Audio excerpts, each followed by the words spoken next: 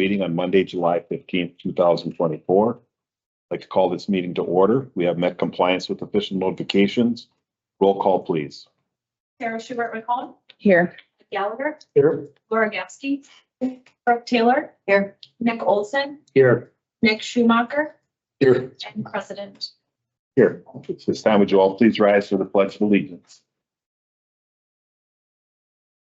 I pledge allegiance to the flag of the United States of America and to the republic for which it stands, one nation, under God, indivisible, with liberty and justice for all.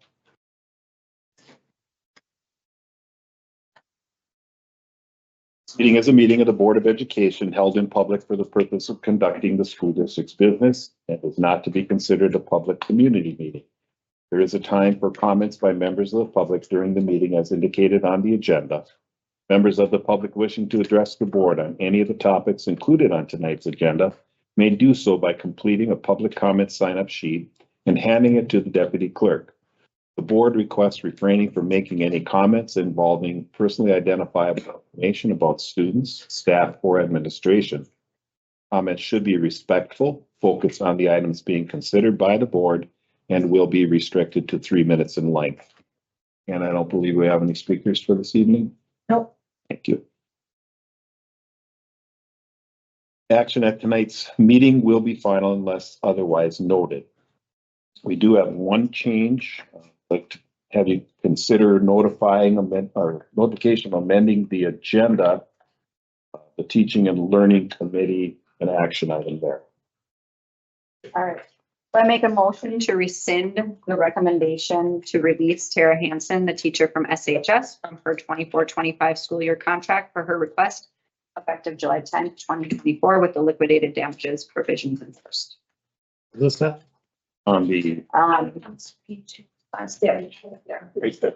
I don't think it It's the last page, but I'm making a motion to rescind it, so. Oh, okay. What person was it? Chair Chair Hansen, the last person listed there. Oh, she's keeping her job. Correct. Second. There's a motion and a second to rescind releasing Tara Hansen, teacher from SHS, from her 24-25 school year contract for her request. Is there any further discussion? So is this just to amend the, So take it. Just to really take it off. Just to take it off. be voting for it, and we wouldn't have to do any. You wouldn't have any action on it. It would just be to remove it from the agenda. Sound okay, Kyle? Yep. Okay. Any further discussion? Hearing none, all those in favor signify by saying aye. Aye. Opposed, motion carries. First up on the agenda this evening, my agenda,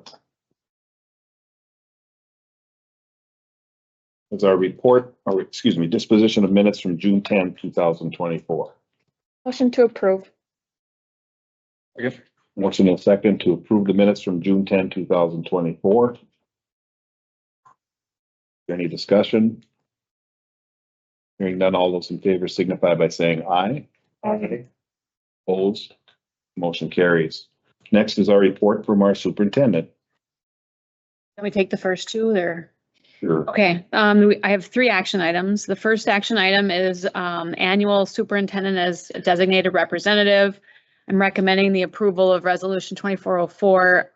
It's an annual resolution designating me as the legal authorized representative for the district for the upcoming school year. Motion to approve. Second. The motion and a second to approve the annual superintendent as designated representative of the school district of Superior. Is there any further discussion? Hearing none, all those in favor signify by saying aye. Okay. Opposed, motion carries. Congratulations. Thanks. The next one is also an annual action item that we bring forward, WIA membership renewal. I'm recommending approval of resolution 2405, renewing our WIA membership for the next school year. Motion approved. Second. Motion and second to approve the WIA membership renewal for the 24-25 school year. Any further discussion? Hearing none, all those in favor signify by saying aye. Aye. Opposed, motion carries. The next action item, consideration of an overnight field trip request from Leah Herman Gunderson for 9th to 12th grade students to attend EF Educational Tours International Travel to Peru. Motion to approve.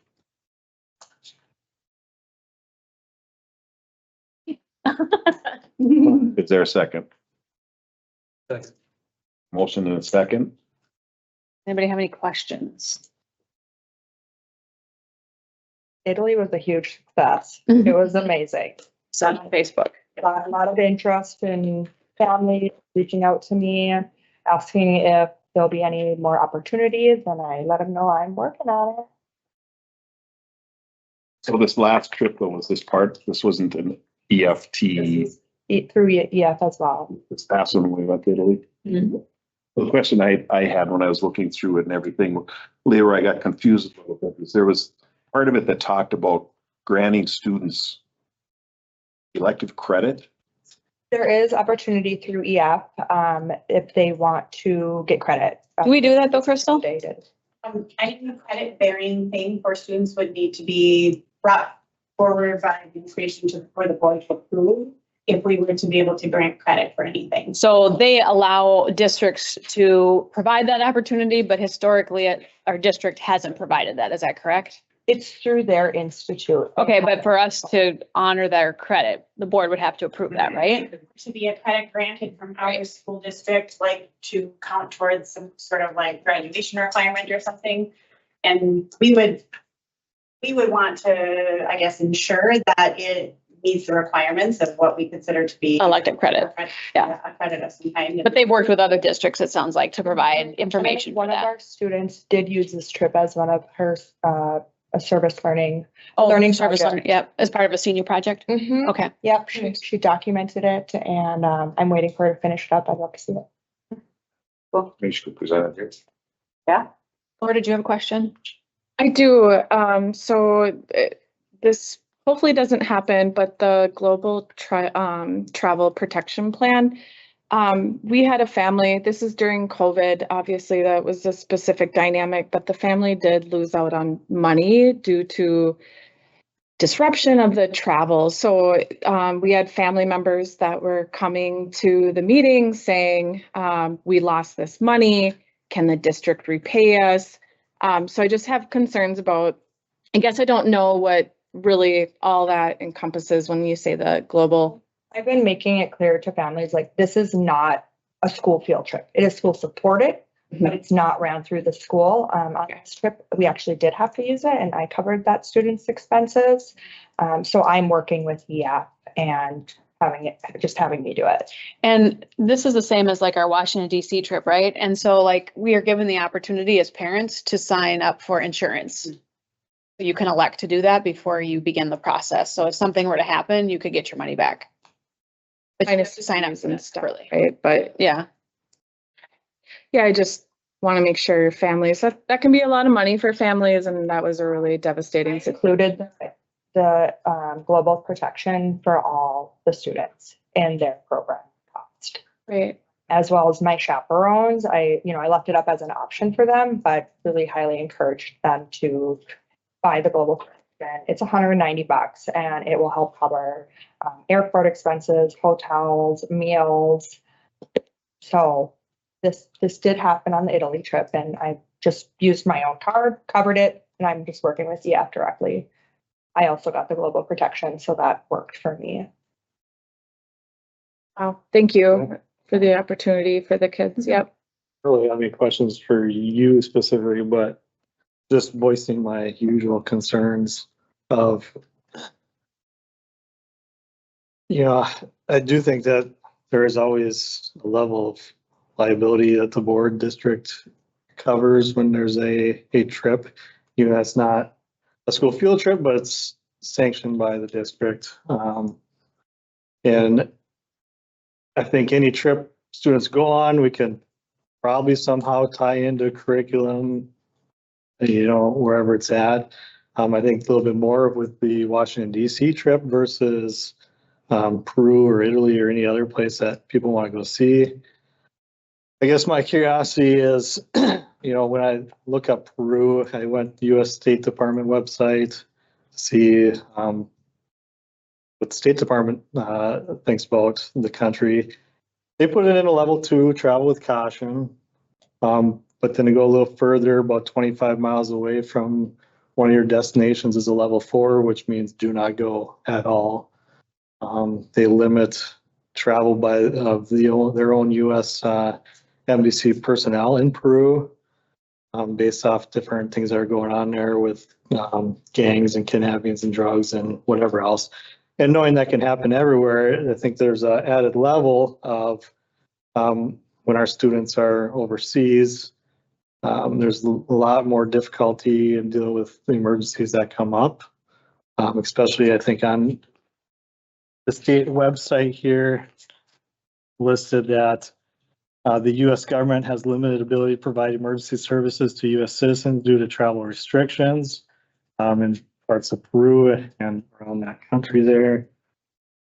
So I always just wonder about our liability when we're sanctioning these trips overseas. I think it's already a risk of sanctioning them stateside, but even more overseas. I think there's a lot more difficulties when emergencies take place, whether it's medical or something more serious on the criminal side, that we're not going to get the support that we could have stateside to help out those families or kids.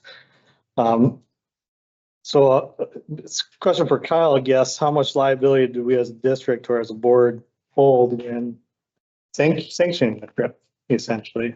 Knowing it's a third party who's kind of facilitating it, but the impression from parents is that obviously we're supporting this, right? So Yeah, how does that play out? the perception isn't sufficient to be able to create a liability there. I mean, it would be based on who had obligation to try to take care of those kids, and I would think that any liability associated with it would be more premised on that than the board. Board has discretionary immunity from those types of decisions anyhow.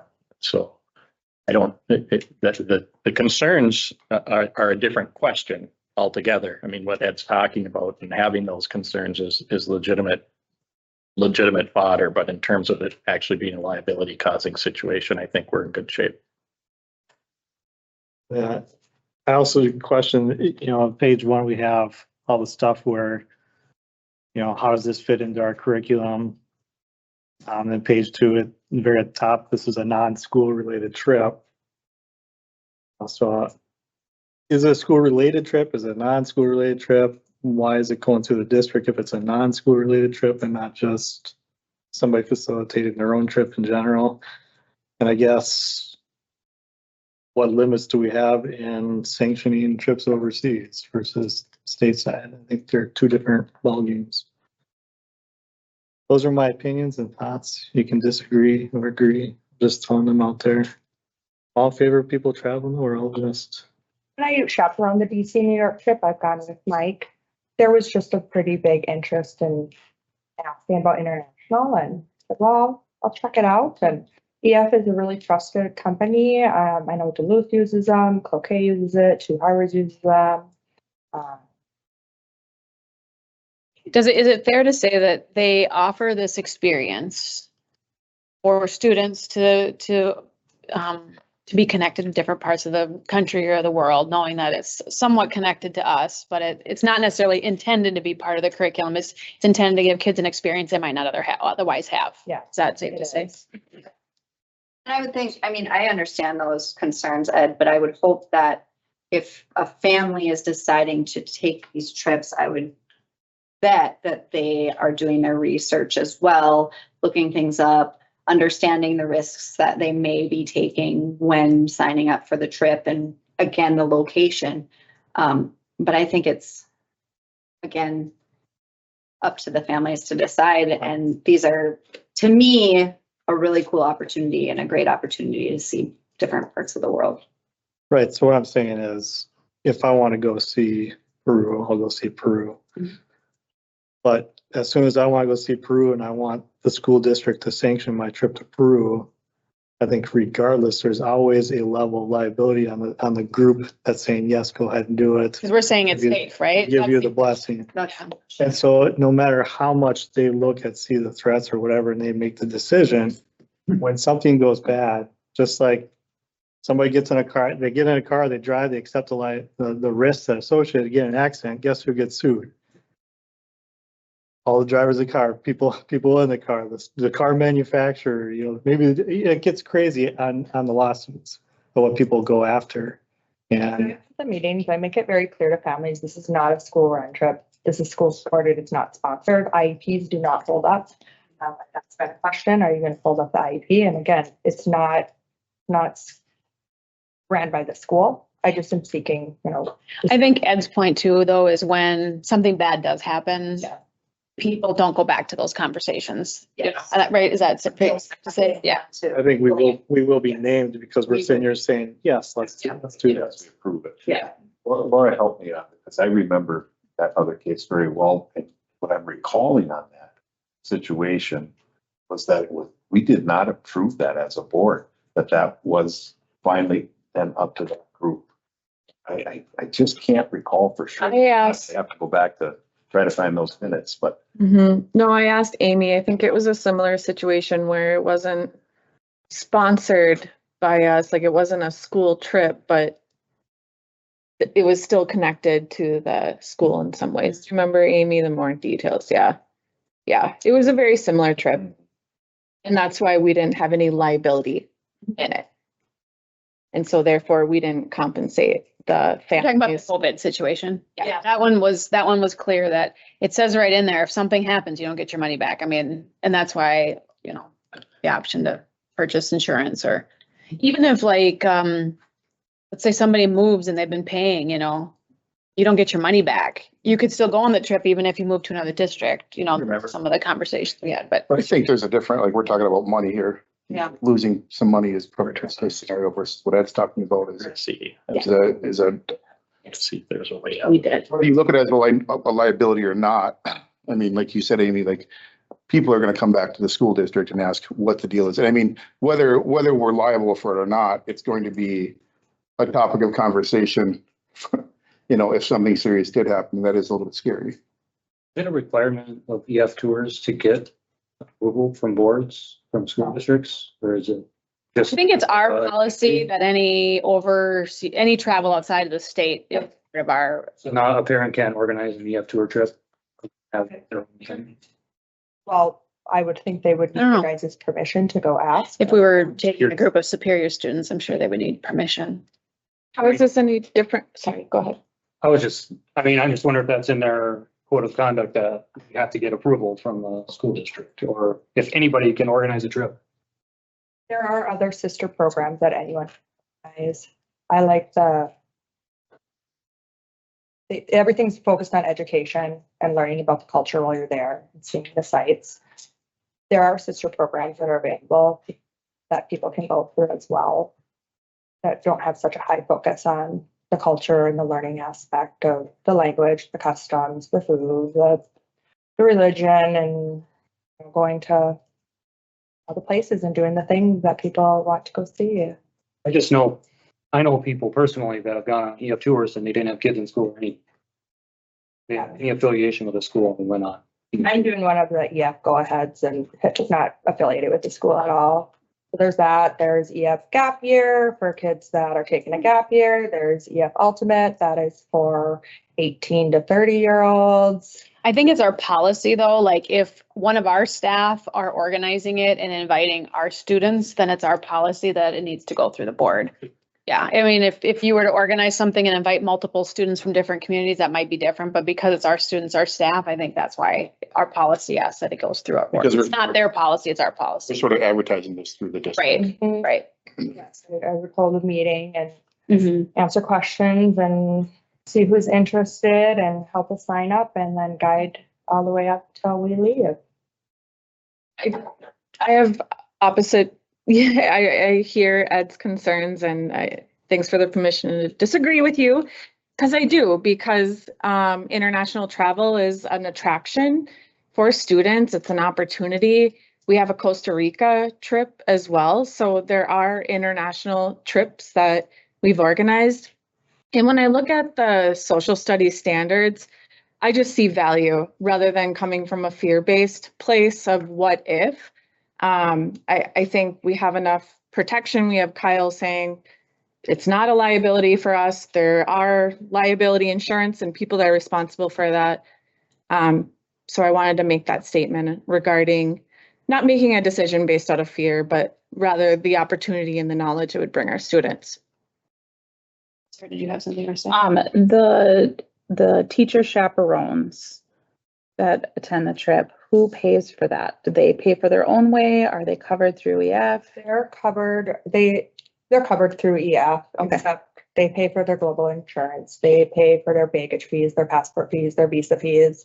They pay, everybody has to help tip, so they have to help tip.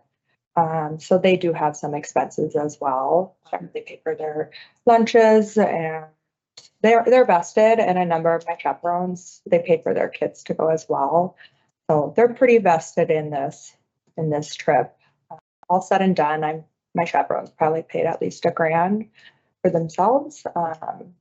I had a student cancel, and then that cut the number of chaperones that was available. So we split the cost. We just split it between us. Everyone seemed okay with that. So yeah, they're vested. I've had people say, well, your chaperones are free. Well, they're not really free. They're paying for global protection. They're paying for, And they're supervising kids. and they're super, Yeah, right. they are. And it's a 6-to-1 ratio. A little bit different than the DC is 10-to-1. So for every 6 kids, it's one chaperone. We also had a number of parents come with. We had 7 parents. So we had 35 kids and then 13 adults. And the parents are not counted as chaperones. The parents don't have chaperone duties. Mm-mm. And I made sure I had every kid on this trip that wanted to go. And then when I had some vacancies, I reached out to the parents and said, okay, every kid that was on the waiting list is on here. So I have some room on the bus. You guys want the opportunity.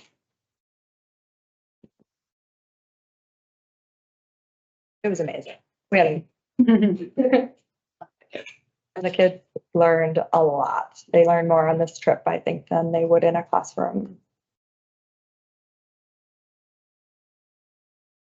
Any further discussion?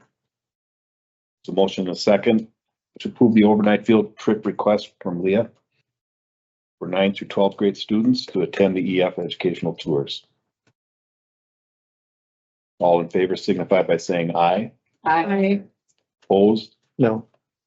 Motion carries.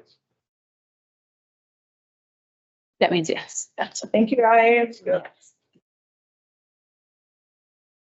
were no discussion items, Amy, and no informational items at this time. We'll move on to our board committee reports. First up is Mr. Nick Olson with the Budget Insurance Committee report.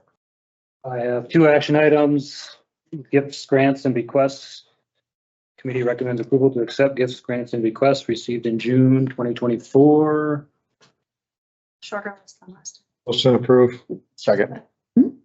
Motion and a second. Is there any discussion? All those in favor signify by saying aye. Aye. Opposed? Motion carries, and thank you to those on the list.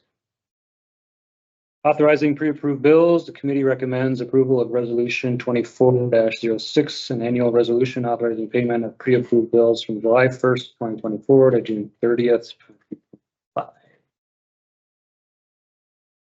Motion approved. Second. Motion and a second. Any discussion? This is just an annual update. All those in favor signify by saying aye. Aye. Opposed? Motion carries. There are no discussion items. Informational items. We have Fund 10 Revenue and Expenditure Report. Any fun and exciting things on this, David? This does not have our payables or receivables on there, so the number is lower than what it's gonna end up being. I have around 7 or 8 million in property taxes, a few million on grant stuff, so I'm just going, because that's gonna take a while to get through the end of the year stuff. Sure. And then the expense side, the big one is the Fund 27 transfer, which I'm looking at around probably 7. So that's when we always have the discussion about what does Fund 27 cost the district. This year's between $6 and $7 million. It's coming out of the gen end of fund. Yeah. That's roughly 66%. Yeah. Lake Superior Elementary Real Estate Update and Realtor Presentation. So I'll just kick it off. First of all, I want to thank Greg Palmer and Dennis who came in here to do a presentation on also becoming the realtors for Lake Superior. They're gonna just do a quick 5-minute presentation. What I anticipate happening is I'll do this presentation, then I'm gonna send an email or a survey out to everybody, asking who they would prefer to go with as the realtor. It isn't something that needs to be approved by the board. It's just I want you guys to provide input on what we're gonna do with that. Just also as a side note, we've had somebody outside in the community that's shown interest in purchasing the building. If we end up with them, I would still want to sign on with a realtor because we need that expertise. But we would negotiate a different price point for that since we already have that prospective buyer. Sure. So, Greg, if you want to kick it off first. Sure.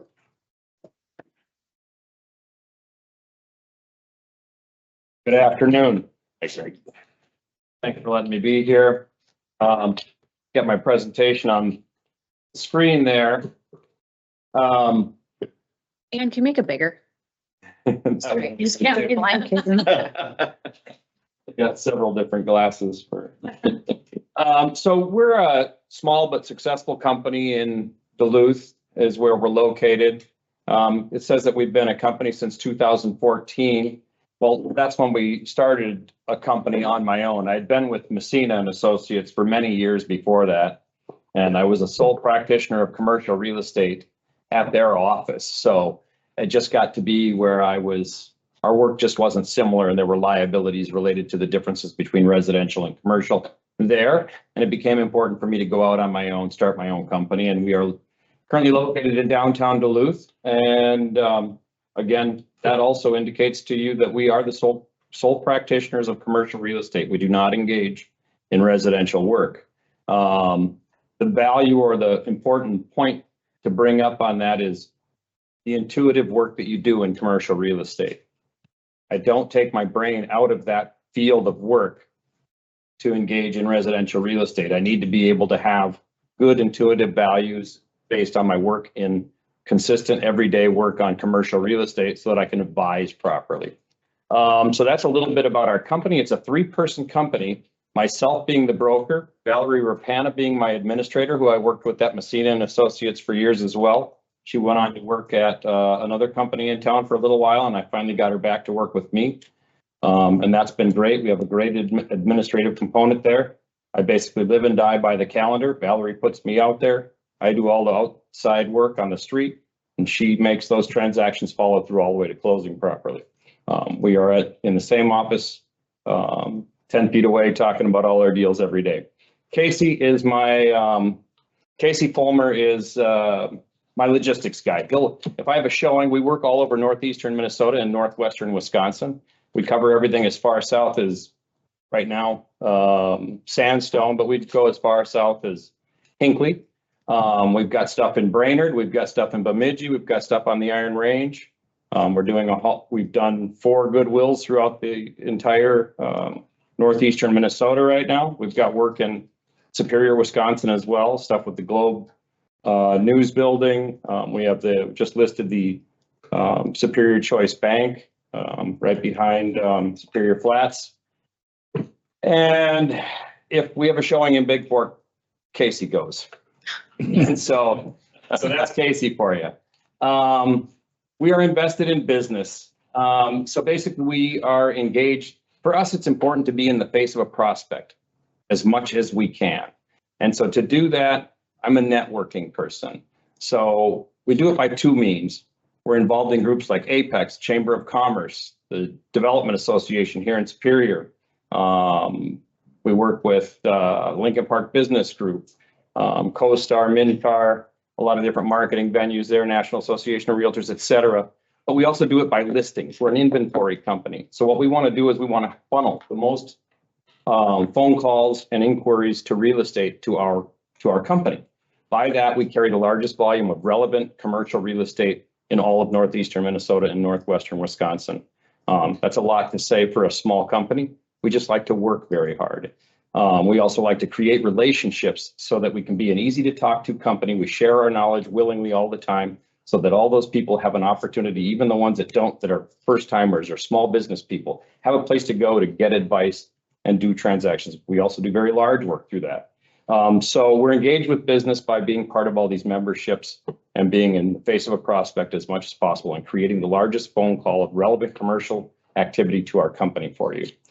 We have a proven track record. These are just some of the companies we've worked for. Again, I mentioned Goodwill. We're also working on a deal for Aldi's. We're also working on small transactions for like Ren Market in Lincoln Park. We're working on, again, space at the Globe News.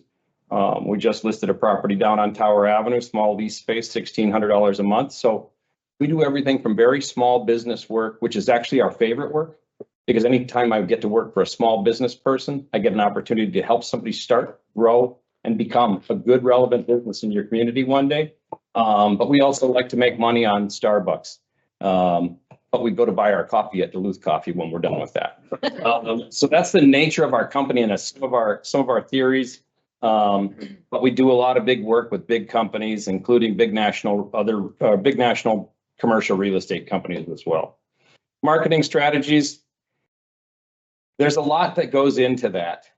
A lot of it, again, has to do with business to business stuff. The property that you guys have is a property that's most likely going to be repurposed. I would imagine that you're going to deed restrict it from other schools.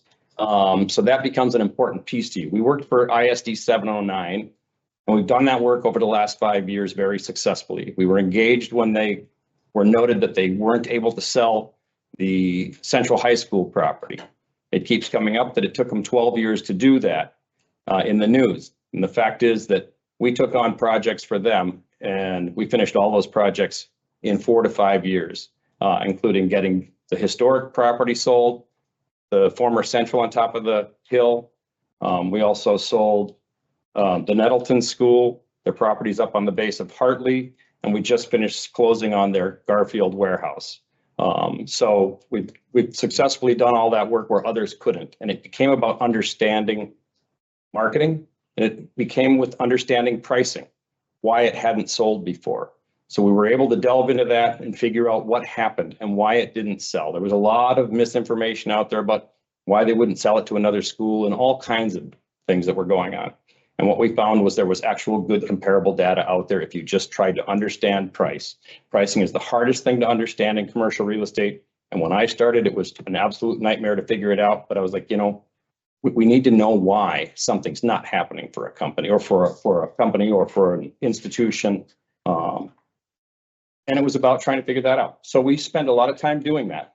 But through our marketing, we have local MLS. This is not the type of property that works very well with that. It's really, we're looking at talking to developers, and we're integrated very well with developers that know how to handle the property. As a matter of fact, Dave brought one of them up, and he's actually called us on that as well. And we just sold one of his properties, and we sold other people buildings that they had, and we've also sold them buildings in the past for some of their operations. So being networked in with developers, people that can actually do this work, understanding how to qualify them to do this work is important. If you don't understand how these people have to develop, what processes they have to go through, the banking that they have to acquire to do it, then you won't understand how to put that transaction together to finish that deal. And it's about mitigating losses. I used to hear guys tell me all the time, oh, geez, I try to put 10 things together, only one goes together. I don't like that. We saw that in the industry early on, and we try to get that down. We don't want to have a fail number. We want to try and get 100% of our transactions to go from the beginning to the end. And it's about understanding all the elements from banking to the developer issues to your interests in and how that may affect you with deed restrictions, all of that, environmental conditions, and also the building and the real estate. So there's a lot that goes into it. Online marketing. We have all the major national online marketing. We're very integrated with major national commercial real estate agents. For instance, if you were a company in Dallas, Texas, and you were saying, I have a property in Duluth, Minnesota that I want to sell, and you ask someone in your office who to talk to, or you ask a major commercial company down there, they're going to call a major commercial company up in Minneapolis because that's the only one that they're going to have the connection to. That person's going to check around, and more often than not, and probably 7 or 8 times out of 10, they're going to go, let me check. And they're going to call a buddy in their office that does commercial real estate at Cushman & Wakefield, CBRE, Jones Lang LaSalle, and that person's going to call us because we have these wonderful relationships throughout the commercial real estate industry with major national companies as well, because we partner with them. So our marketing extends basically all over the country throughout those relationships. This is Casey again. Casey does these 3D tours, so he's going to come by and he's going to make sure we have a walking tour of your building. He's going to make sure there's exterior photos. You can go online and you can take one small room and tour all the way around. The mechanical room, you can look for sprinklers, you can check out the exterior, see the whole grounds through an online 3D tour, which we have a guy on staff to do that work for us. Your property, and I do have something wrong on here. Dave pointed out to me. I think you have public sewer, which is a big deal, and you have a private water source. Is that correct? So that's the one thing we had wrong on there, and that is a big deal. The sewer is an important aspect of being able to have a viable redevelopment of your property. So you're talking about 16 acres. It's beautiful. You start thinking about what the uses could be, and you talk about some of the stuff we've talked about: medical, multifamily, institutional conversions, stuff like that. And so I like it. It's a nice, good, well-maintained property, and I like the shape of it, and I like the amount of land. Now we go on to the comparable elements of that property. And this is the hard part, is coming up with the comparable sales and knowing how to understand those.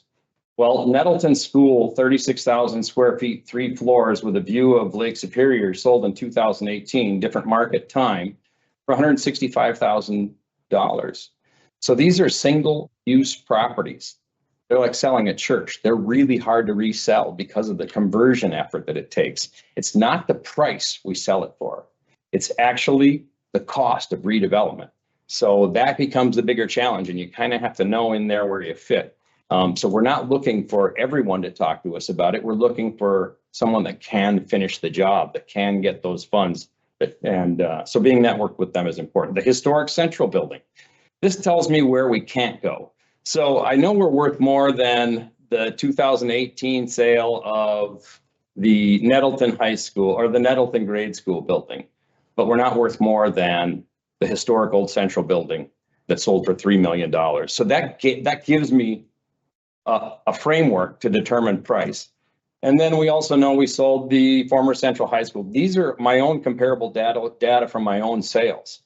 So then I check around with a buddy of mine because we're very networked with developers. We're very networked with appraisers, attorneys, all of these people engaged in commercial real estate. And I put together those notes. Maybe you've read them, I'm not sure. But essentially what he's saying there is these properties have to go for a low value because of the cost of converting them. To say I know exactly what the value is would be lying. I don't know within a certain amount of money. We just don't. I like the idea that the property's on the market less than $1 million. Now, can you try higher? You can. I just don't know how popular it will be. But I do get a point where I go, boy, that would be scary. If you wanted to go on the market at $1.9 million or something, that makes me nervous. And but it is your risk. We'll go to the moon and back with you, but there is a challenge to it. And what we really don't know is whether it's going to sell in 3 months or 3 years because of the conversion cost. Some developer having to figure out how to convert that to housing, or some other mental health group coming in to try and figure out how they make that into counseling space, plus individual patient rooms and things like that. So there's a lot of challenges with it. But essentially, that's what we do. We investigate the values. That's what we came up with. That's our best estimate. I think I'd actually be comfortable with anything under $1 million anyway.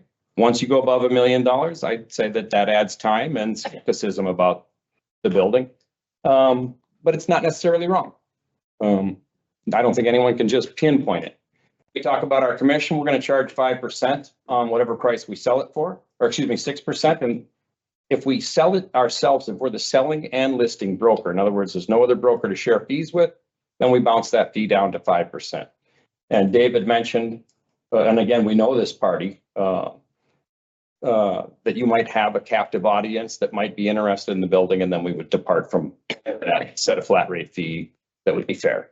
That's a little bit about us and talks a little bit about what we do. I'm open for questions, but what we don't like to do is we don't like you just to rely on what we say. What we always tell everybody is, if I'd rather that you didn't take our word for it, I'd rather that you checked around and asked about who can do the most relevant commercial real estate work for you in the area and see what people say, because I think you're going to end up back with us anyway. That's why we say that. So we do feel that you should check around. We've worked with the city, we've worked with Duluth, the Port Authority, and all major developers in the area, and we know the active developers in the area right now. That's a little bit about us. So when you say that if we already have a prospective buyer, that you would work with us with the percentage? Yeah. You would be lower than potentially 5%? It would be lower than 5%. We have not agreed on that, but certainly we would like to be fair. We'd like to get a wage for it. David will be negotiating that. Is Dave going to do all He that? does So that. yeah, he probably didn't buy him enough beer yet. So the answer is traditionally, I think the last one I did, we did in Lincoln Park. We just sold the Girl Scouts a building over there where Black Goose Chimney used to be. And we bounced that fee down to 4%. Now, I don't have to stand on any of that. And Ryan will tell you he's negotiable as well. And so it just doesn't, you have to find a smooth spot that works for everybody. Like the local focus of the work that you do and the relationships that you have. David, did you already call references, or do we have references from the folks you've done work with? I would like to hear from other folks, like you said, maybe 3 different projects. So a couple of people that. Okay. All right. Cool. Thank you, David. I think your existing buyer might be a good reference for us, the person that you've been talking with, but we can provide some for you of developers in the area. We can get specific or we can be broad. But the city of Duluth, the Development Association, I'm thinking like ISD 709. ISD 709, John Magus for sure. Yeah. Yeah, we'd be happy to do that. I have John's contact info. You do? All right. No. Yeah. Thank you. Thank you. Thank you. Thanks. Thank you.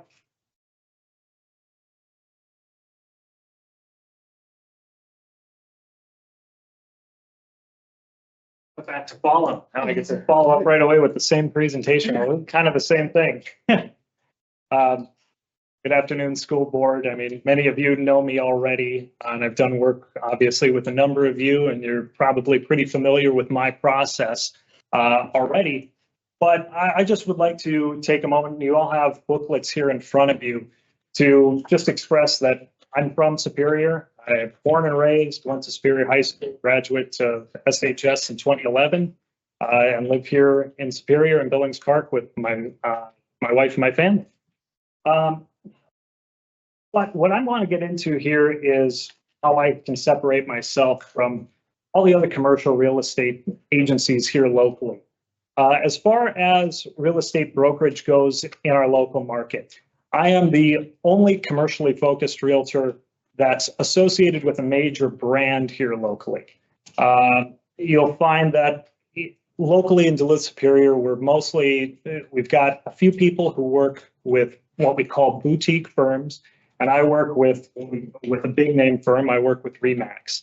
And where that separates me from really anyone else locally is the reach that provides me. So when we're talking about an asset like Lake Superior Elementary, Greg is absolutely right. This is going to be a difficult asset to sell for a couple reasons. It's location. I mean, it's really outside of town. It's not exceptionally visible. And infrastructure is great. The building is great, but we're also up against zoning with this property.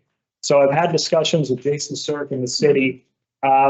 And as far as Jason is concerned, he doesn't have a lot of faith that the current administration with the city and this council would be open to adjusting or granting a variance on this property. So currently it's zoned as suburban use. So like Greg said, we're primarily looking at residential uses, potentially institutional. And I know the city is really pushing for affordable housing on this one. And he doesn't foresee any variance on that. And personally, I see probably the highest and best use on this property would be opening it up to potential, yes, institutional, but opening this up to potential industrial buyers, potentially construction companies, being on the outskirts of town, and opening that up to maybe a laydown yard or something for somebody that's looking for, with the High Bridge project, they need a base of operations here, an out-of-town contractor that wants to move in. But with the administration saying that's likely not going to happen, or they wouldn't be open to that, I think focusing on those institutional buyers, those residential developers, is going to be key.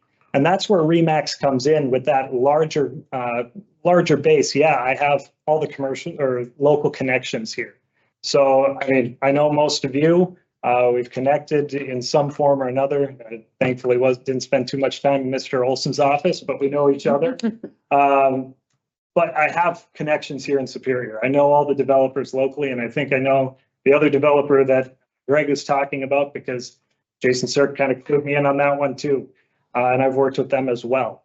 But that said, we can look beyond the local when we're talking about RE/MAX commercial. We have connections all across the country and literally all across the globe. And working for a major brand, that allows me to put myself in front of major corporations that maybe you'd never even think of. Real estate investment trusts. By working within the networks in RE/MAX, I can connect with maybe a developer in Chicago who wants to do some kind of development up here. An idea is maybe there's some rehab facility in California that loves the idea of a woods retreat, something in the forest. Oh yeah, we can do some kind of mental health or meditation retreats, and this might be the perfect location for them. And by working with RE/MAX, it really opens up doors and grants you more options, both locally. Yes, I'm boots on the ground here locally, but that opens it up to a national audience as well. So that's really my big difference. Now you'll see in front of you, I've provided a marketing plan here, a few pages in. And I've provided these books just so you can read them on your own time. And you'll see my marketing plan is very similar to Greg's. But we do the 3D tours, we get high quality pictures. We do all of the things you'd expect with a commercial listing. But where we set that apart is advertising and networking, again, within the RE/MAX commercial network. We're going to be listing with MinCar. We're going to be listing in the local MLS, but again, that's probably not where that buyer is going to come from. It's by working our networks, leveraging those relationships that I already have in place, and then leveraging the connections within RE/MAX globally. The next thing I'd like to focus on, and you were just there, is the value of Lake Superior Elementary. Obviously, putting a number on this, exceptionally difficult. And David really pushed me, and he can vouch for this. I didn't want to put a value. I'm like, no, I don't want to touch this, because at the end of the day, what I'm a marketer. My job is to put this in front of as many prospective buyers as possible. I'm not the development business. I can't determine what's going to make the most sense for a developer, because that's not my industry. My job is to get this asset in front of those decision makers and then guide you through the process of getting the asset sold. So obviously there's different approaches to determining value. There's comparative analysis, income analysis, rebuild cost. And I think applying any of those in a single silo is really not relevant in this case. When you look at other properties that have sold, for example, there was an adaptive reuse project in Ashland where they sold off an old hospital there and then one of their schools, which eventually was taken over by CISA 12. You're looking at I mean, they sold one for 750,000 out there and then one for 1.1 million. The problem with that is when we're looking at adaptive reuse, again, I'm not a developer. I can't determine what numbers look best. So my proposal to David when we originally talked was, I'd say, let's put the number as negotiable on here. And that's a completely legitimate strategy within commercial real estate. You'll see I provided a net sheet in front of you because David asked, hey, I want to see what a potential sale looks like. And this is based on just traditional comparative market analysis. So looking at the price per foot of those couple out in Ashland, the Solon Springs Elementary School that's currently for sale, the old one. And looking at this, we're looking at roughly 40 to 50 bucks a foot, which that brings us to 1.7 million. But again, this is not an accurate representation of what I would expect this to potentially sell for. So this is just though to give you an idea of what are the fees associated with selling look like. My fee, 5.5%. So I pay out 2.5% to whoever brings me a buyer as an incentive. So if Marcus and Millichap has somebody, if some of the bigger firms, CBRE, Colliers, if somebody has a potential buyer, I'm offering 2.5% to that person as an incentive to sell the property. And then Remax takes 3% as lion's share to cover our marketing costs as well. So we charge 5.5% and we do a variable commission as well.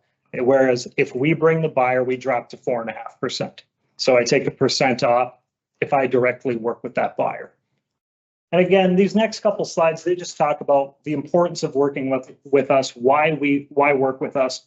Boutique brokerage services versus national with national exposure. I'm really a boots on the ground guy here. I know everybody in Superior and have great connections.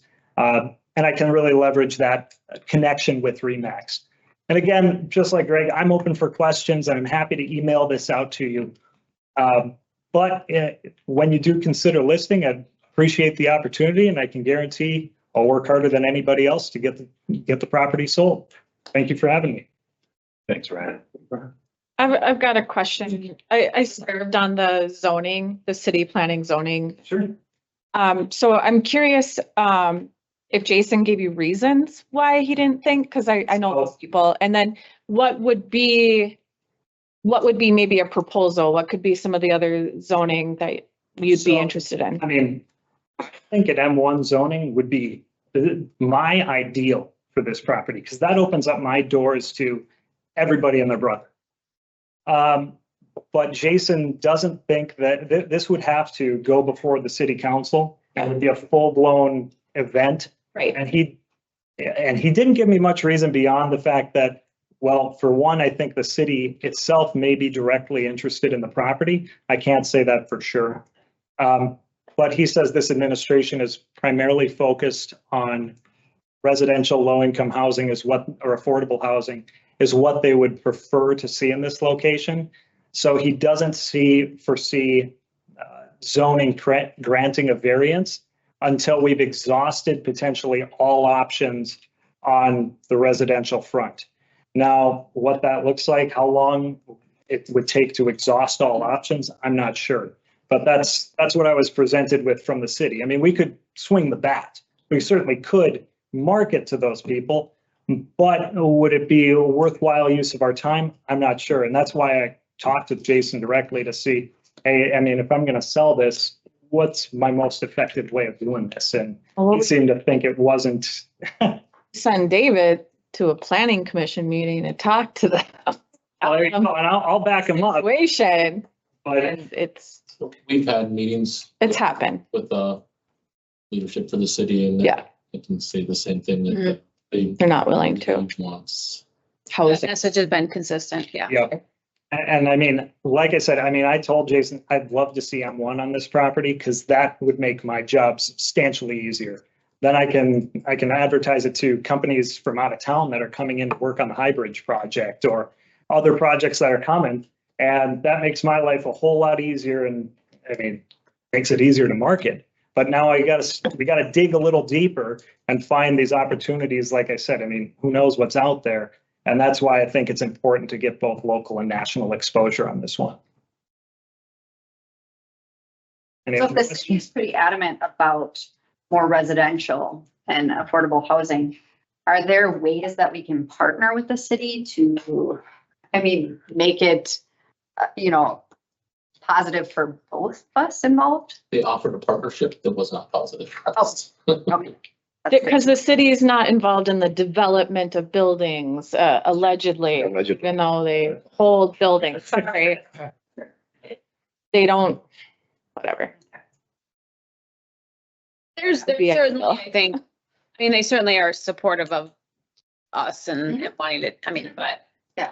Like David said, I think they were interested in a different way than we wanted them to be. And honestly, I mean, if I'm representing you, I'm willing to help you try to navigate the city, and I have great connections within city council, but I don't know if that's something we'll be able to get done or not, but I'm willing to swing the bat. And I'll be honest, I think my initial thought was for more housing because we do. Yeah. It. And so, Right. that was kind of my initial reaction when, thinking about selling it, but I know it doesn't make it easier to sell. Certainly. Well, thank you all for your time. I appreciate it. Thank you. You're right. Both of you. I have questions, not for them, but who determines the ultimate asking price? You work with Dave, So once we. because obviously we have some different numbers, so. Once we select a realtor, then we're gonna have to, then I'll negotiate with them to see You what the actual asking price is going to be. One thing I want to make sure that, because when I walked through there also and had two people look at it, is just it's probably an $8 million school. But no, we can never allow a school to go up. Right, sure. So that means you have to do an extensive amount of construction in there to make that into affordable housing or housing in general. That's where if somebody's gonna come in and buy this property, they're not gonna come in and think the big price is buying the property. That's probably the 10 to 20% cost. Sure. 85% is coming in from redoing everything Sure. inside of it. So Which was my experience when I was in Duluth. the other thing when we do with this and when we negotiate the price, and if we ever get to the point where we have an offering, is the big thing I want everybody to remember is every day we hold on to it, another day that we're paying to have that building. When we close a school down, we don't close the school down because we're gonna make this big windfall from selling it, or this big windfall from not paying utilities. When we close a school, the big savings we get are the people that work inside the building. So, in my mind, our core competency is education. It is not managing a vacant building. We already had an issue last week. Thankfully, our camera scared off the guy, but it busted in a window and slid in there, and so that's another part of managing it where it is. So, and I think what's also important that folks forget is the sale of the building is a one-time revenue. So sometimes folks think, oh, this is going to address your budget challenges. No, this is a one-time revenue that can go back and support maybe other, renovations or building projects. It's not something that it's not sustainable funding to help on an annual operating basis. and like Brian said, because I really question it. Because I really don't see a number. Yeah. And that 1.7 is like if you can just open the door and do whatever. Right. If Yes. it's restricted, that's where your pricing comes down. And the other part of it too is, it's a lot of money out there, but if an offer comes in that's $200,000 less than what we want. But then if you turn an offer down like that, down, you run the risk of that offer going away, and then you're paying, $40,000 a year to maintain that building, and then all of a sudden, like, we're already gonna dump another $500 in windows because somebody kicked the window out. So Who ultimately accepts an offer? I'm not accepting it to you guys. Do it come to us? Yes. The offer? And then how did we come up with the two gentlemen? Word of mouth. Who does it? Did anybody else try to, or? When I reached out to other people and said, hey, Yeah. who sells to it? And it was mainly just Ryan, Greg, and then there was a outfit out of the cities that. Sure. If we already have a prospective buyer, is it something, we're gonna definitely still put it out there. We're not just gonna accept, right, we're gonna try to maybe gain some competition if possible. If possible, I mean, we're gonna put it on, it's gonna get listed. I mean, I've already had it where they've said, can I, when do you want my offer? Sure. We're gonna fix a realtor, we're gonna get Sure. the expert advice from them, because I have no idea Yeah. where to go from there. So we would list it. Okay. In, just the brief conversations I had, it made it sound like it was gonna be an attractive offer. It's kind of so that's where we'd have to look and see what he offered and see. And I think the big point was just to see what's it worth out there. Sure. And what has been the conversation or decision making? What will that process be around, like what we do decide to do with those funds since they're one-time money? I'm hoping capital projects, but curious what you're thinking or Amy's thinking. Yeah, will the board have the discretion of where that money would go? Would be our Fund 10 account. I mean, you guys have the discretion of this is what we're spending money on. I wouldn't ever want to pigeonhole something and say, we're gonna save this to build the roofs on the middle school. Once a big other need happens, we get whatever other need that comes into it. So I think it'll flow into Fund 10. It could be, it could be a couple of things. I mean, it could be around some capital updates. It could also be like, if we have a budget challenge a year from now, do we use that to soften, recognizing those, there's implications to making some of those decisions. It all depends on when it comes in. If it comes in this year, is it next year? Priorities on whatever. Yeah. There's a lot of things I'll have to do research on as well, is because we can't bring it out a large amount of revenue and not spend it. We don't want to flip that into just fund balance, because then it's affecting the QA. It's something we would have to figure out. It possibly would be like if it came in at the end of the year, we realized that revenue for the year came in at the end. Fund 46 or Fund 73 are the two buckets that I would look to push it into, our OPEB and our maintenance or long-term capital projects. So those are the two main buckets we would have at the end of the year. But I would never want to either budget on it. Like I'm never going to say, yep, we're going to balance our budget based on what we sell in the Superior. I think the community, like Amy said, is going to think, oh, now this solves the budget because you're going to get this much money for it. So yeah, just kind of communicating what that money is going towards, especially because I know there's a lot of frustration still in the community with closing the school, that what we do with it is responsible, of course. You need a lot of communication to be out there, because if people look at that and be like, man, that's got to be worth $10 million. And then if you sell it for less than $1 million or whatever, my house costs just as much as that building. Right. Our next step is David's going to follow up with you in an email to get your feedback. So we have some information from you about how you want to proceed. So Can I ask one more question, Ryan? I know you mentioned that if you do the listing and the buying, that then the percentage does drop. Are you negotiable for the percentage at all other than that? To an extent, I mean, for example, if this developer shall not be named, came forward, we could work out a reasonable fee for that, for representation, just to, facilitate the transaction and represent you, to make sure that all your T's are dotted, right, or you got T's are crossed. But as far as, the 4.5% on the drop, it depends. If it's a very sophisticated buyer, say a real estate investment trust, that absolutely. But I don't have to touch anything on that because they're going to have attorneys drafting their side of the transaction. If it's somebody that I have to handhold a long ways in this transaction, I don't want to commit to something, because sometimes inexperienced buyers can be a bigger headache than anyone realizes. So it'd be a little bit of a vetting process, and that's something we could discuss further. So what's typical on a closing time for something like this? If you have an offer, maybe you go back and forth, whatever. For depending on what the potential use is, you could have due diligence periods that last for 6 months, 9 months on something like this while they conduct any studies they need done potentially. So, you could be looking at a long time horizon in that case, and that's likely going to be the case here. And as far as a listing contract, I wouldn't do anything shorter personally. I wouldn't do anything shorter than a year on this, just because if I'm going to put up the upfront cost to list the asset, because there are costs associated with getting these 3D produced floor plans, everything else, I want to make sure I have a legitimate chance to sell the property.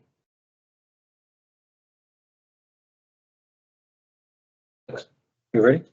Any more questions? Thank you. Thank you. Yeah, thank you very much, both of Appreciate you. it. Appreciate your time. Yeah. Spring 2024 community survey results. David? So I had, so as you guys know, the survey went out and we had Rob perceptions that to go over the data that was collected, the results on the survey.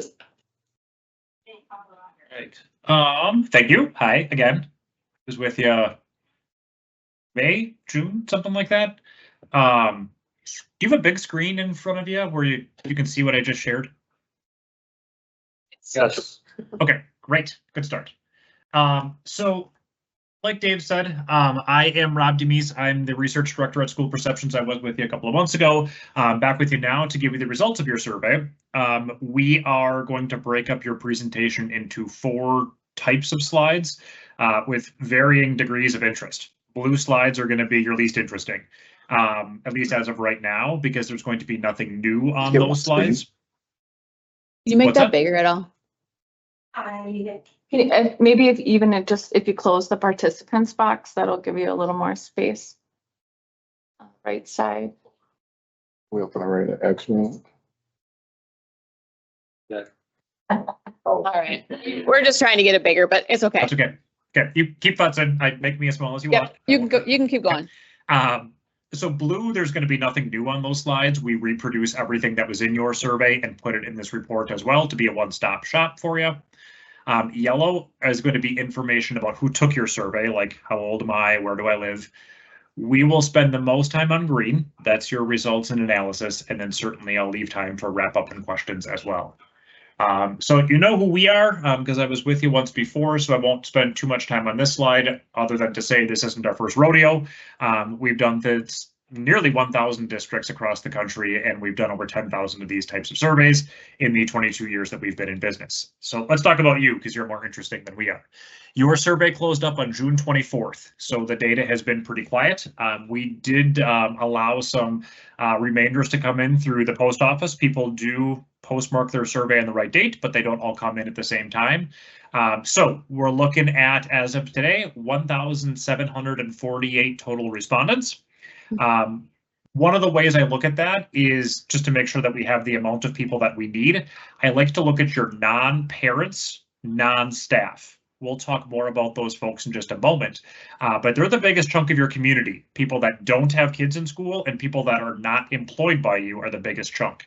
I was hoping you'd get about 400 to 500 of those folks, and you had north of 800. So you had about twice as much data from the biggest chunk of your community that we needed to help you get a predictive result come election day.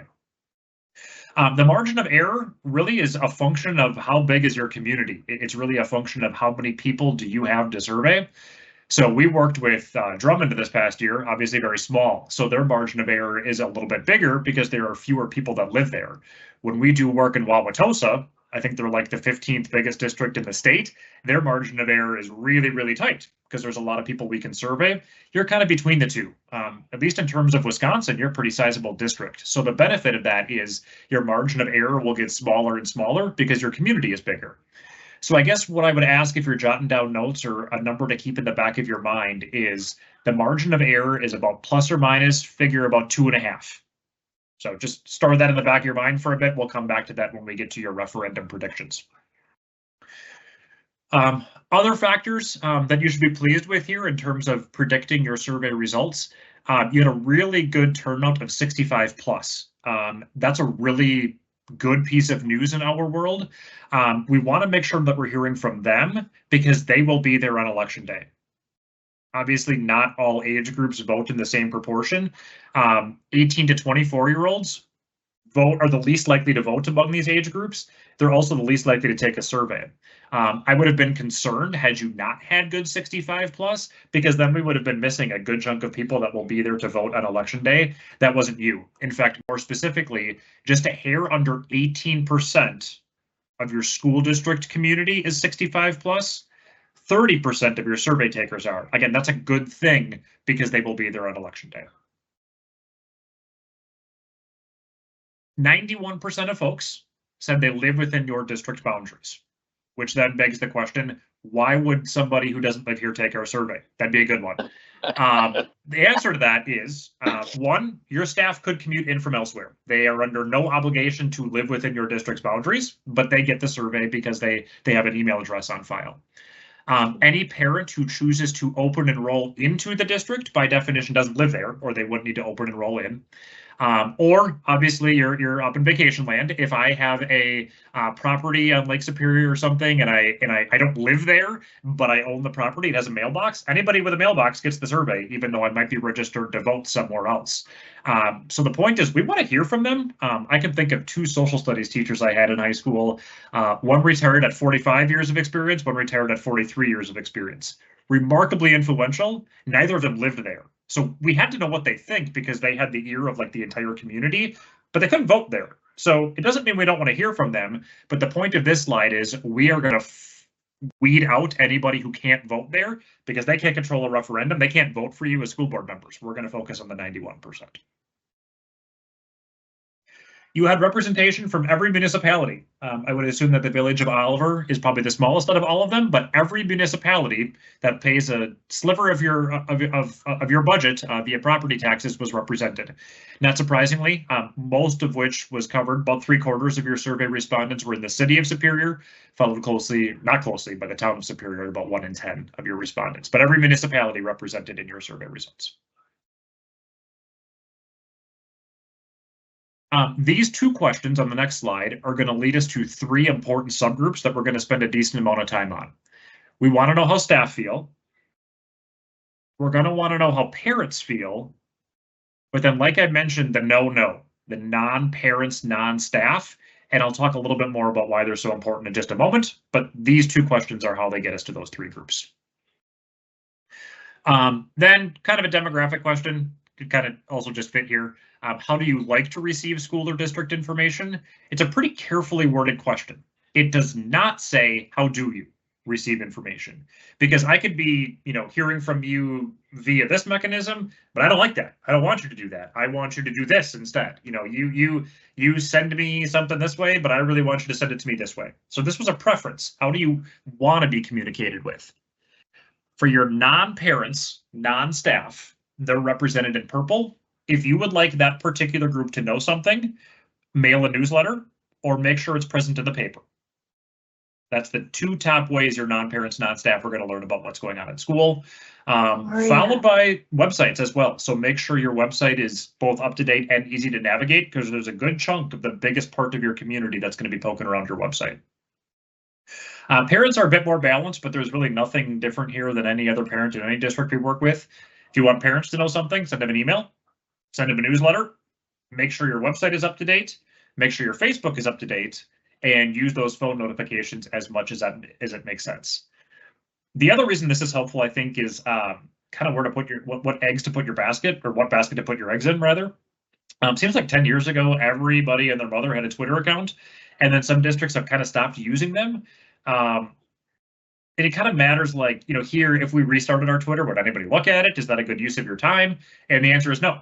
Don't spend a lot of time trying to communicate with social media accounts that are not Facebook. You're just not going to gather a lot of eyes and you'd be wasting some time there, I think.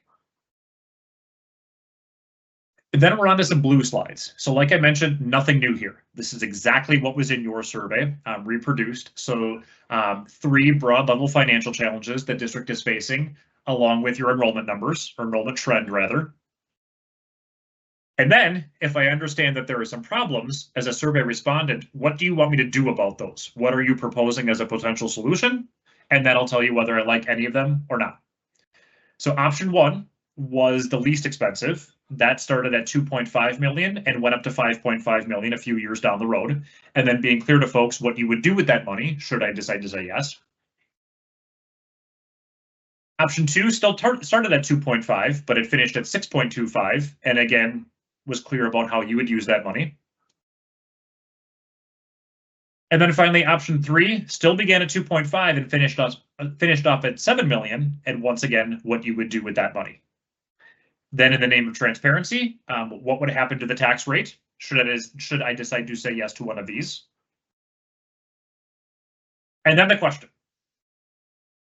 A lot of numbers, a lot of data on this slide, but once you get the hang of it, it's all going to make sense pretty quickly here.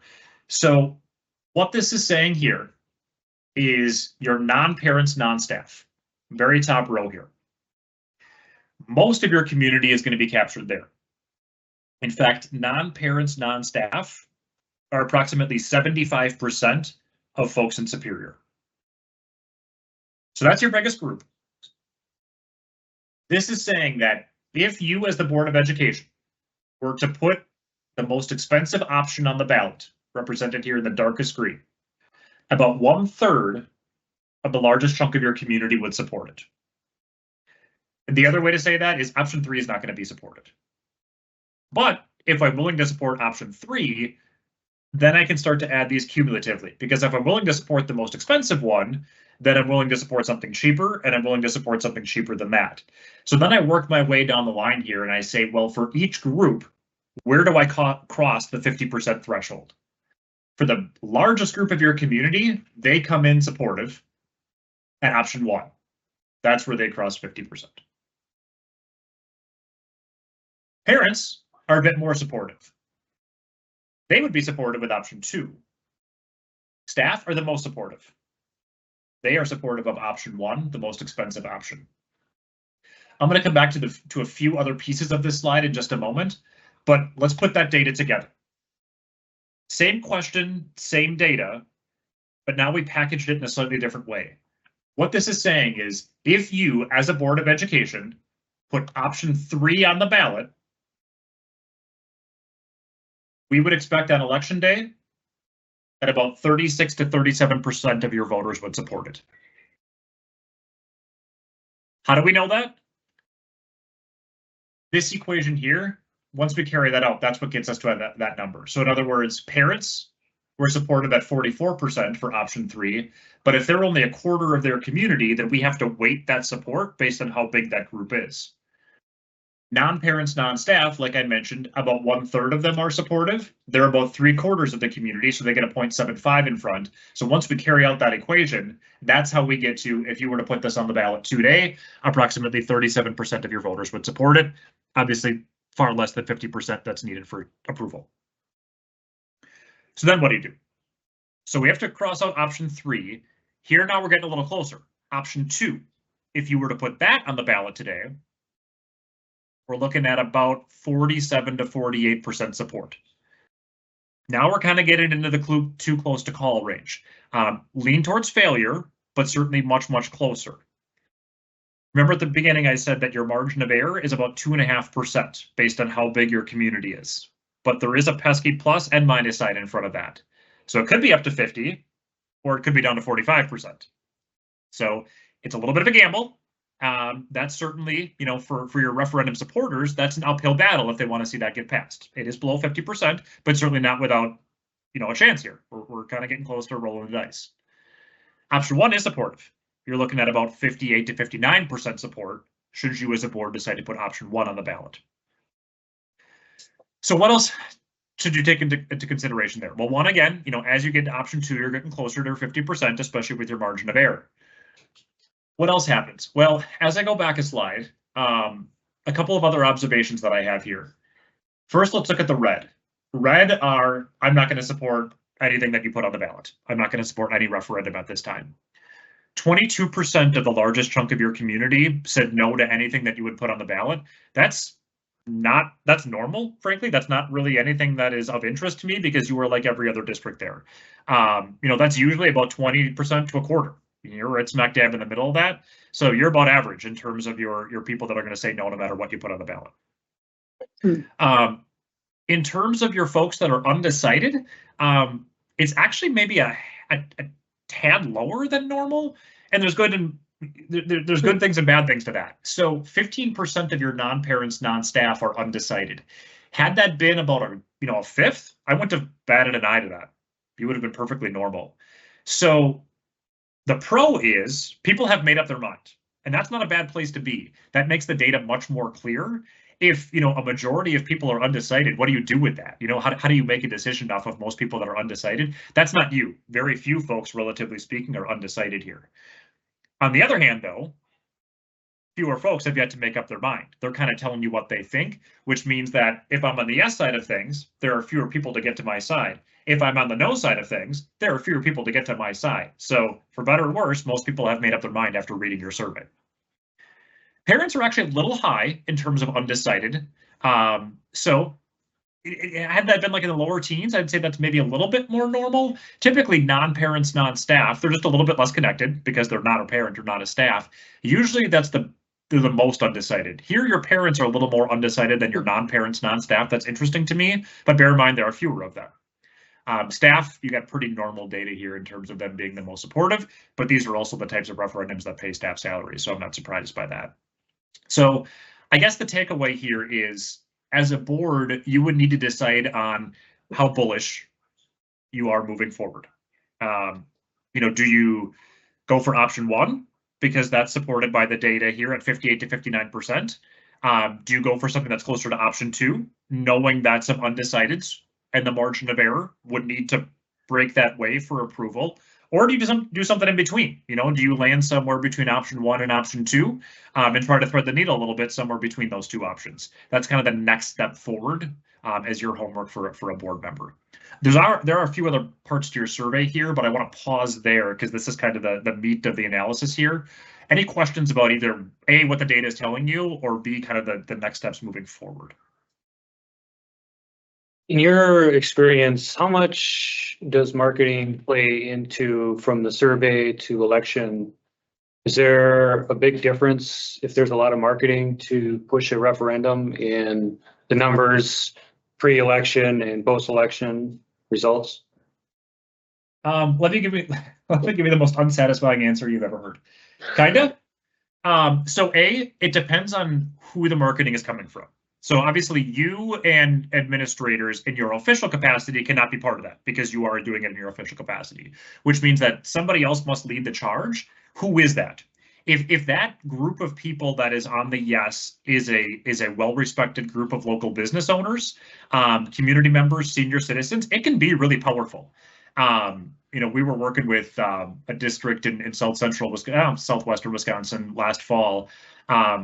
They had a really strong parent group that got very nervous about the potential cuts, and they really made a big impact on the election. If it's mostly led by staff and staff that maybe people don't know, it will make almost no difference, because it can seem, even though it's not, it can seem like this is only what's paying your salaries. Like, is it only for staff that something's happening here? So it depends on who leads it, is my unsatisfying answer. But I also think there is a lot of work on our end to make sure there's accurate information being distributed and people are well informed as to the situation facing the district and why we're asking this question. I think that's going to impact the undecided group. I think they need more information. Yes, I co-sign. There was one other thing that, you know, and I guess I don't want to minimize a yes or no group because both can be very influential. I will say that, again, I don't know for better or worse, but especially over the last 4 to 5 years, our survey data has stayed pretty static in between what we give you here and what ultimately happens on election day, which is a good thing because the data is clear. But again, the room for movement isn't all that high. So the shorter way to say that is, over the last 5 years, we've been within about 2.5 percentage points on any given survey between what we predict and what ultimately happens. So there is movement, but bear in mind that you're not talking about 5 to 10 percentage points typically. You're talking about something that's typically less than 5%, but that's pretty powerful here based on the data that you're seeing here and where you cross the 50% threshold. In your experience, is 1,700 to 1,800 people who responded, is that a good gauge here or for a city our size? Yeah, and that your latter point is exactly what I was going to say. So on average, our response rate is about 15 to 17%. You were just a tad lower than that, but that's not really fair because again, you know, when we do our work in Drummond and in Ladysmith and, you know, in the small districts in northeastern Wisconsin, they're also part of that, you know, and when the denominator is 200, which sometimes happens across an entire school district, you know, sometimes 40–50% of people take a survey. In general, the bigger the community, the smaller the response rate is, but actually you were pretty close to average, no matter what the district size is, and you were very normal based on your community size. We just did some survey work in Janesville and Wauwatosa, kind of your bigger, more normal pool of comparisons, and it was pretty darn close. So I have no concerns there in terms of the overall number. And I apologize if you said this, and I will be honest, I did not take the survey because I wanted to get the community's input. So when looking at those who voted in support of option 3, does that mean that we can take their percentage and put them down to option 2? Yes. Yep, that's exactly how I got here. So. Okay, so that still is including that, then the 40. Okay, all right. Yep, that's correct. That's so, including those voters or those yeah, support. so for option 1, for your non-parents, non-staff, hopefully I did my math right here. So 34, 12 is what, 46 and 58, which is this number then right here. Yep, you're exactly right. Okay. And it still obviously took the ones from option 1 and bumped them up because, well, I guess, no, you couldn't. Okay. Yeah, we could if I put the smaller on here, but that's the end of the line, really.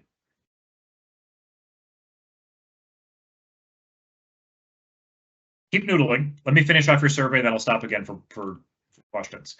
The next part said, if we need to make cuts, then we want to make sure we're reflecting the priorities of our community, in essence, is what this question said. So should the district cut X? So should the district explore reducing the school week? Should we close an additional school? Should we reduce course offerings or what have you all the way down the line? The method of the madness here was, if I said yes, cut that thing, my score was weighted as 10 behind the scenes. If I said no, I don't want you to cut that thing, my score was weighted as a 1 behind the scenes. The median of a 1 to 5 scale is 5.5. Or in other words, if the number was above 5.5, that particular group is saying, yes, I want you to cut that thing. If the number was below 5.5, then that group is saying, no, I don't want you to cut that thing. For ease of reading here, any number that was above 5.5, we made bold. So not a whole lot of areas to cut, which I think makes sense because people aren't expecting a cut because they're saying no earlier on to at least some version of an operational referendum where you cross majority. So the other way to look at though is where are you seeing if you had to make cuts, where to start? Actually, your non-parents, non-staff, none of the items is above 5.5. There are some that are fairly close, such as reducing the school week from 5 to 4 days and maybe delaying some technology and reducing transportation services. But for the most part, your non-parents, non-staff weren't super enthusiastic about any of these potential cuts. Parents only really gave you permission here to above 5.5 to reduce the school week. Same thing with your staff. And then staff said also, if we need to make cuts, let's look at updating computers or delaying updating computers and other tech. So the way I'm reading this, it looks like they all were rank ordered the same. Just not at the same level. Like they all. Yes. Is that normal? Well, so it kind of breaks apart. So there were 2 slides. Oh, okay. But yes is the answer. So A, that's nice. Well, like the first slide here, right? I mean, the top, yeah. Yeah, you're exactly right. Okay. It's really nice when that happens. Otherwise, like if your non-parents, non-staff really want you to cut something and your parents are saying, don't ever cut that thing. Whew, is that painful data? Because then you know you're going to make somebody mad. Yeah, I mean, that seems unusual. Right. This was so surprising to me. This graph was like, what? The other way to look at this is what should you not cut? If you have to make cuts, don't begin with these things. What are at the bottom of the list? People get routine building maintenance. They get that if you don't do something now, it's only going to lead to bigger problems later on. So they're saying, don't cut that. Anything that sounds like what you're in the business of doing, if it sounds like educating children, they don't want you to cut that. So whether it's elementary course offerings, your electives and things for your older kiddos, reducing some of your student services, that's what they're saying here is, nope, if you have to make cuts, do not start with these things. Take a look at these things at the top of the list first. Robert, a lot of these questions, I know they're specific to our district, but are a lot of these questions like similar to district that you're getting here? I would say similar style, not necessarily. Every district has their own taste of what's reasonable to cut or not. Some districts are already at the bone, and if they cannot cut another bus route because they're pre-K kids would be in the bus for 2 hours. So they remove that or they alter it. So I would say nearly every district who does an operational referendum or tests one has this style of question, but the options here are pretty, they differ very commonly between districts.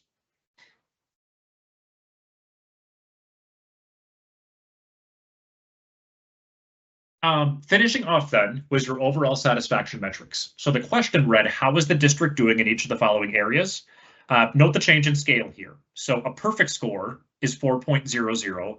The worst score is 1.00. So you got to be somewhere in the middle of that. The higher, the better.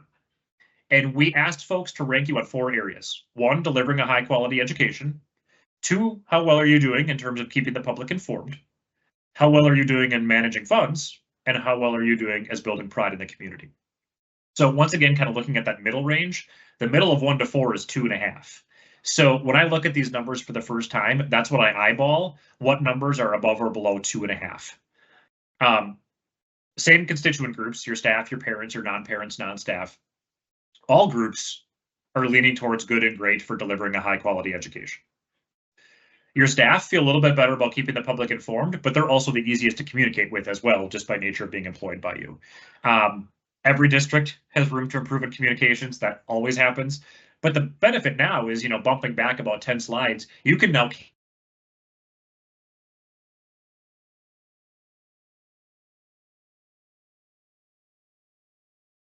parents, non-staff to know something. I'm going to mail them a newsletter. Typically, those go up over time because you know how people want to receive information. Jumping down to the bottom, building pride in the community, pretty close to around the middle. Your staff are the happiest there.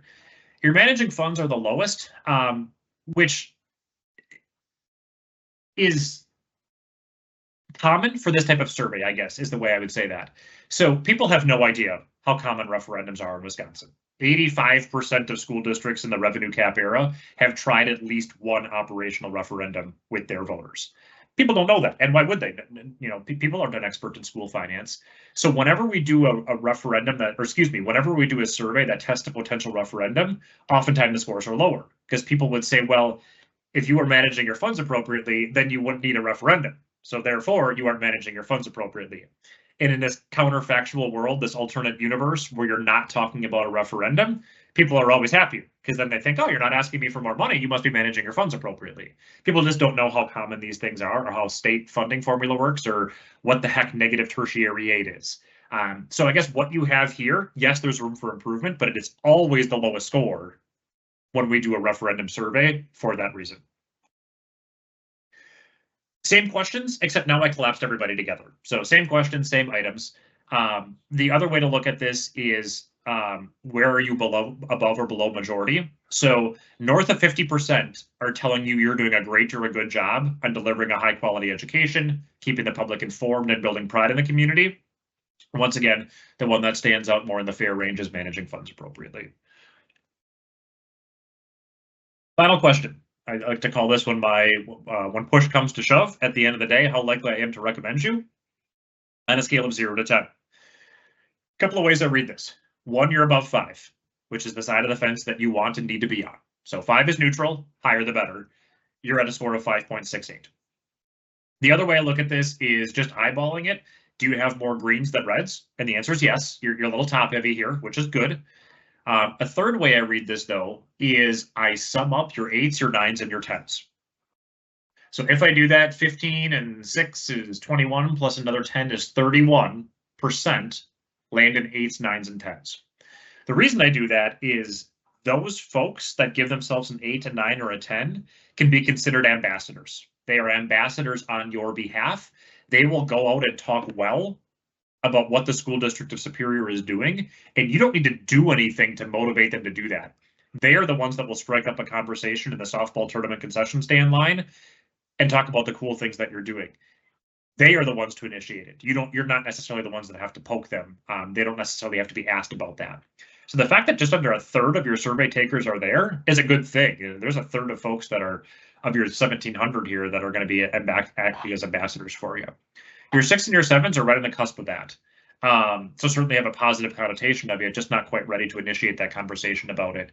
So when I do that math, where did I end up? 10, 31, 43, 50%. of your folks have a positive association with what's going on here, and a large Ask neutral a as question well. about this. Yeah. I'm just curious, you've seen a lot of these results. I'd like these results better than this. I know they're relatively positive. What do these look like as compared to other survey results you've seen? Yeah, good question. You have a lot more neutral here, and actually just from a survey construction, this is one of the reasons why we don't offer a neutral, because as soon as you offer a neutral, people choose that.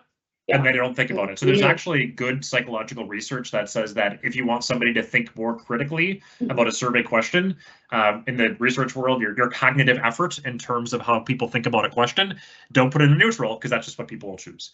I would say here that you're kind of dominated by your neutrals, which I guess I don't know if that's a good or bad thing, because on the one hand, I mean, some of those folks truly think you're neutral, that you're a 5.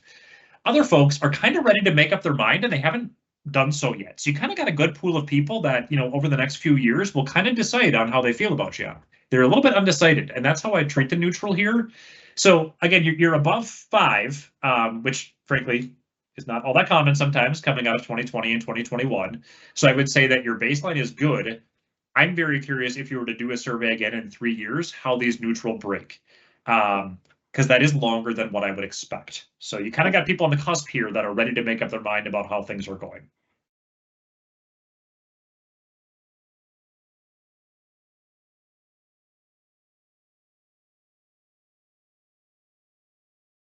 Sorry, that I know this. You didn't know this. That's the end of your presentation. I just didn't go ahead. So let me pause there once again. I'm not going to pause. I'm going to steal the mic for one more second. I guess one of the reasons I like to focus on these overall satisfaction, and I think, in terms of communication, yes, you always have work to do. Every district does. But I think there is worth celebrating the delivering a high quality education piece here, because in some sense, if people don't feel like you're doing well being in the business of educating kids, it's really hard for them to say yes on a referendum. There are some things that just have to be in place before I'm willing to say yes. So I think there are some things to celebrate here. And I think the fact that you're above neutral on this overall satisfaction question is a really good place to be, because that's not always there. And I get really worried, if there's a district average that's around 2, 3, or 4, which sometimes happens, if I'm really mad at you, it's pretty unlikely I'm going to say, yeah, I also think you should have more of my property taxes. Nobody does that. Nobody's unhappy and says yes. So the fact that you're leaning towards people recommending you is a good starting place to be, because you kind of got to have to be there before anybody sees something at a referendum. So that's why I do spend some time on the overall satisfaction bits, because I think they are kind of instructive on how things could ultimately go as well. Okay, now I'm done. Probably know when you talked with us last originally, you kind of gave timeline, but where are we on timeline as far as like needing a decision, like drop dead date? Were you here? We passed it or No. what? So we wanted to share the results today. We wanted to give you some time to ask questions, think about this. David wants to follow up with you in the days or weeks ahead to kind of get some feedback, days ahead, to get some feedback on what your thoughts are about moving forward. And if we move forward, what is that amount? We would like to bring forward, if the board is supportive of considering a referendum, we'd like to bring a resolution forward at the COW for August. We have to make a decision by the 27th, I believe, of August. So by bringing that resolution forward at the COW and final decision at the regular August meeting, you've met the timeline. And then once that happens, we start moving forward on the communication planning. So what my plan would be is so you get another survey from me to go, what do you guys think? Where should we go with this? One thing, Rob did his presentation, there's one part of it where when we look at the survey results, 62% of the people that filled out their survey results said, yeah, I'd support some form of referendum. And then 15% were unsure. So it leaves us with the 22% that said no. Just non-parents, non-staff. I already know where the staff is going to lean, and the parents isn't a big enough group. One thing I wish there was a clearer, better way to understand is I've talked to other people that filled out the survey, and I said, hey, so you might tell me what you picked. Well, I picked option 2 because I want you guys to make some cuts. And I said, what if you could only pick option 3 or nothing? Majority said, well, I pick option 3. I know you guys need it, but I also want you to work on it. So I think that's where it triples up. I think there's be a higher percentage rate. Just briefly talking with Amy and where we want to look at. I think what we probably need to do, and I'm gonna kick myself in 3 years when I'm back in front of you guys again, was probably either option one or a hybrid between option one, option two. Yeah. And David, can you talk about the impact in years 4 and 5 and why that is a significant challenge for us? Okay, so you guys have seen the outlook. If we do nothing, we're getting into a $6 and $9 million deficit in year 4 and year 5. Passing this referendum is gonna pull that down. We'll get down to, 3 million and 2 million on the tail end of the year. One thing Amy's also said the whole time though is we're gonna have to make cuts regardless. If we pass option 3, which is the highest referendum, we're still gonna make cuts. We still need to make reductions because we are still projected to have less students. And so we still need to continue to make staffing allocations based on those needs. Those students we've lost at the elementary level are going to be moving up to the high school, which means you're going to have less students. And that's where, even when we lose a teacher now, there's gonna be a process where you have to go in and make sure, do we need to replace this teacher or is it, so that's one thing. When I'm saying I'm gonna kick myself is I'm gonna be really nervous. Like if we get to this end and we pick option one, we pass option one, we're running a deficit. And how big is that deficit gonna be? The big unknowns is when we hit that year 4 or 5, we'll be through 2 bienniums. I have zero idea what's gonna happen next year. So that's the big unknown. If the state comes through and funds public education properly, then we'll be all right. If they don't, or if it gets even worse, that's when there's gonna be more significant cuts. Also, this survey went out with almost zero education to the community. And I think that's one thing, even when I read the comments that were on there, like, why are you doing this? Or one comment, unfortunately, I had with a senior leader at the city was, well, if we just turn your elementary into affordable housing, that's gonna increase your tax base and also you guys are gonna get more money. Nope. The state still just says you only get $40 million. And it doesn't matter how much, what happens is we just increase people's taxes because then they say you're more property rich and. So I think one thing Rob did tell me, and Rob always steal from me, is he says, if we don't go to referendum, it's a wasted opportunity. That option one looks like it's a sure thing. That's where they mark their guarantee, or I think it was at 95% of the time they're correct. Rob told me that option one is the one that we say, yep, that's the one we say pass. He wouldn't give me option 2, even though I tried. What happens again? Can somebody remind? So if we chose to be more aggressive with option number 2 first and it fails, we can go and be on the ballot again in April.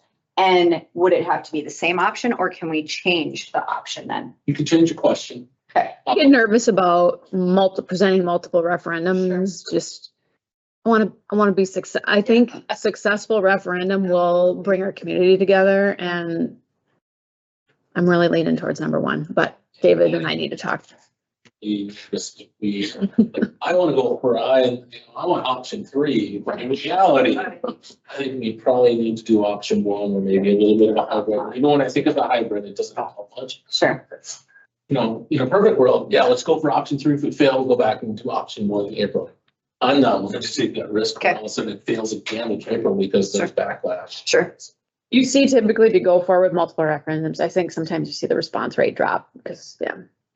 And we're gonna pass up November is when that's when you get the highest output. So Right. Best. Right. Which is Rob, what does the data look like if we did try to come up with a hybrid between option 1 and 2? Is it just all junked or trash then, or is there anything we can pull out if we tried to put together a hybrid of what would be the likelihood?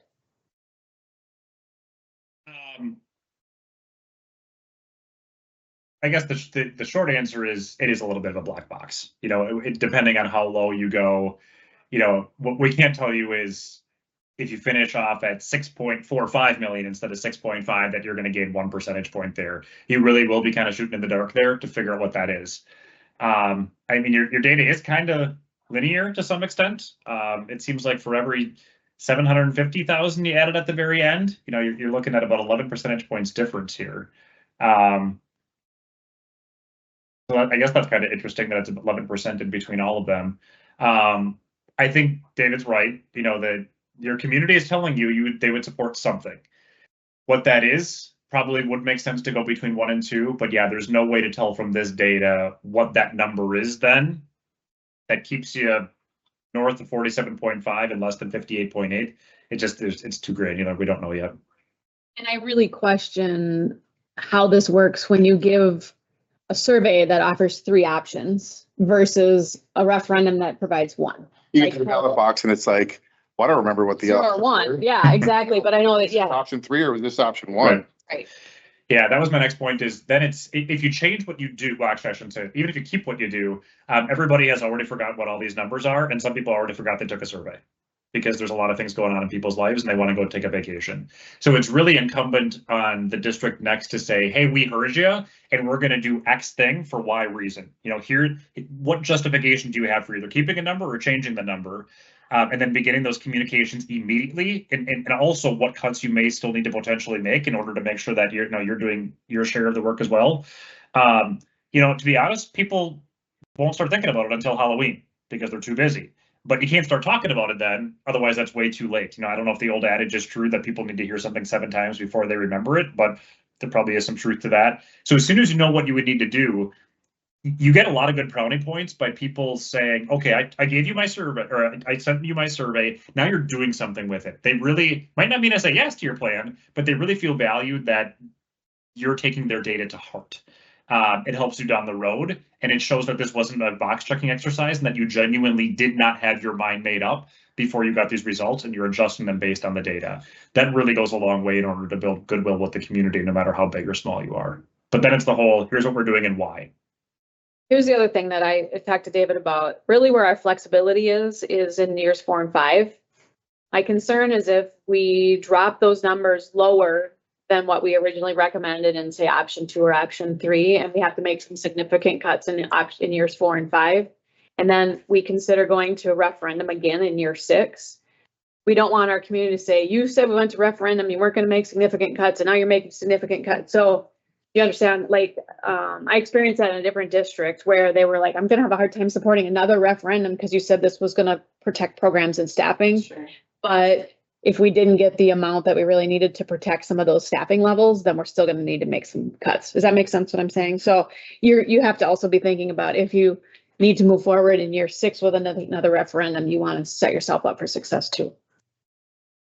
How will the chart be utilized, like he's saying, actually taking the input from the community about where we should be prioritizing funding or cuts? Is that, I mean, David, we hire you because you're an expert, right? Like you know what you're doing, but how do we take that information into consideration and actually utilize it or consider, such as a 4-day school week? Like, yeah. So the 4-day school week thing that was up there, that was kind of more of a, hey, we're sending a survey out, let's throw this question there to see what we can get.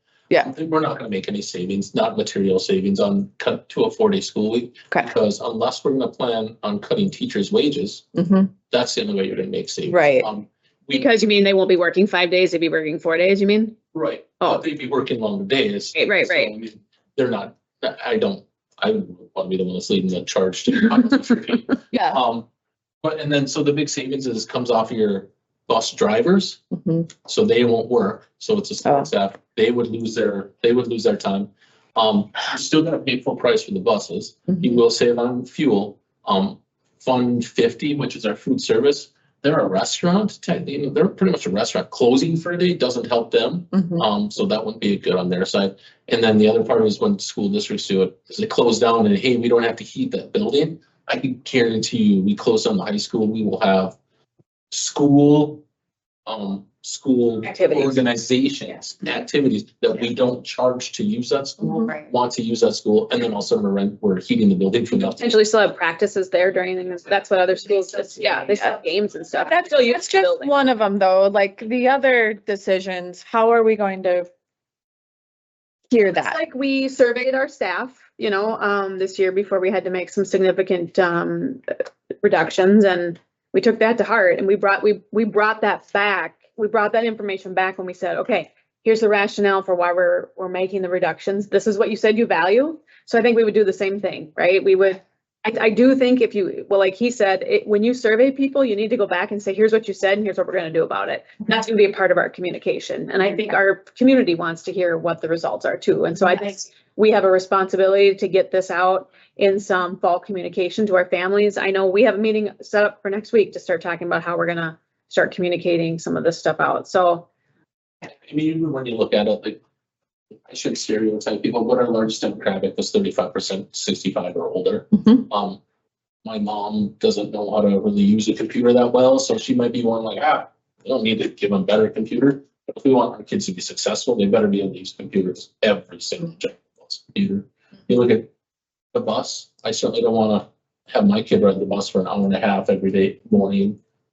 Close an additional school. That number kind of surprised me, but yeah, I mean, those are we'd have to go back and look at those options. And the main reason that was out there was, all right, you don't want to support a referendum. What do we want to cut here? And what the hope was, like, I don't want to cut any of this stuff. I'm going to support it. I was wondering, okay.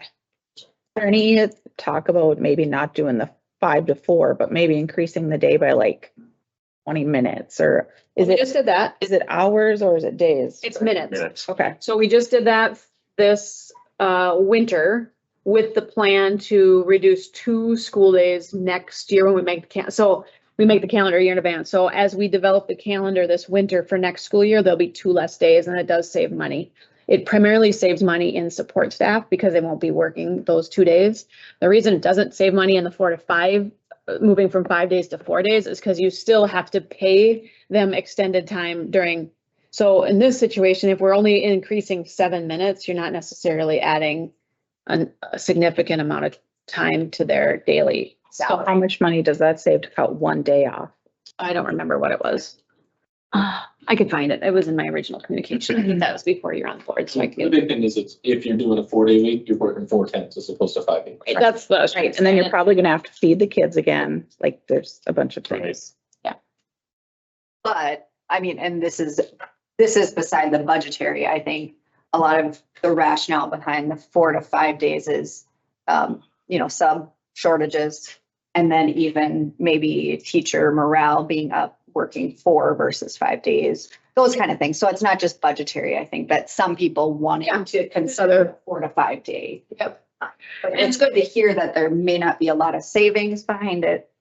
I did say, I shared with you guys, but I'll say it out loud here in public. I did meet with Jill Underly back in May, and the conversation was, we were talking about it locally, and I just said, hey, can you give me some idea of other districts that are 4-day school weeks, just so I can get some information? And she said there were none in Wisconsin. Yeah. So, and I think that has a lot to do with our requirements here in Wisconsin are the minutes, instructional minutes, where in Minnesota, they have different requirements, which I know Minnesota, I think, has 6 or 7 districts that are short.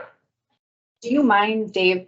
I know I received a question. I don't know if any other board members, but, some of the questions that were on here, they felt maybe were more pointed at teachers' cuts instead of other cuts that we could do as a district, but we can't put every single cut question on a survey. So one of the questions, even they said, well, why haven't we talked about closing the district offices here and combining them at, maybe Cooper or the high school, like some of the other districts do? Why wouldn't that be a financial savings for us or in the best interest of the district? If we close this building, we're selling the lot. We're not selling the building. Nobody's gonna come here and say, man, I want that building.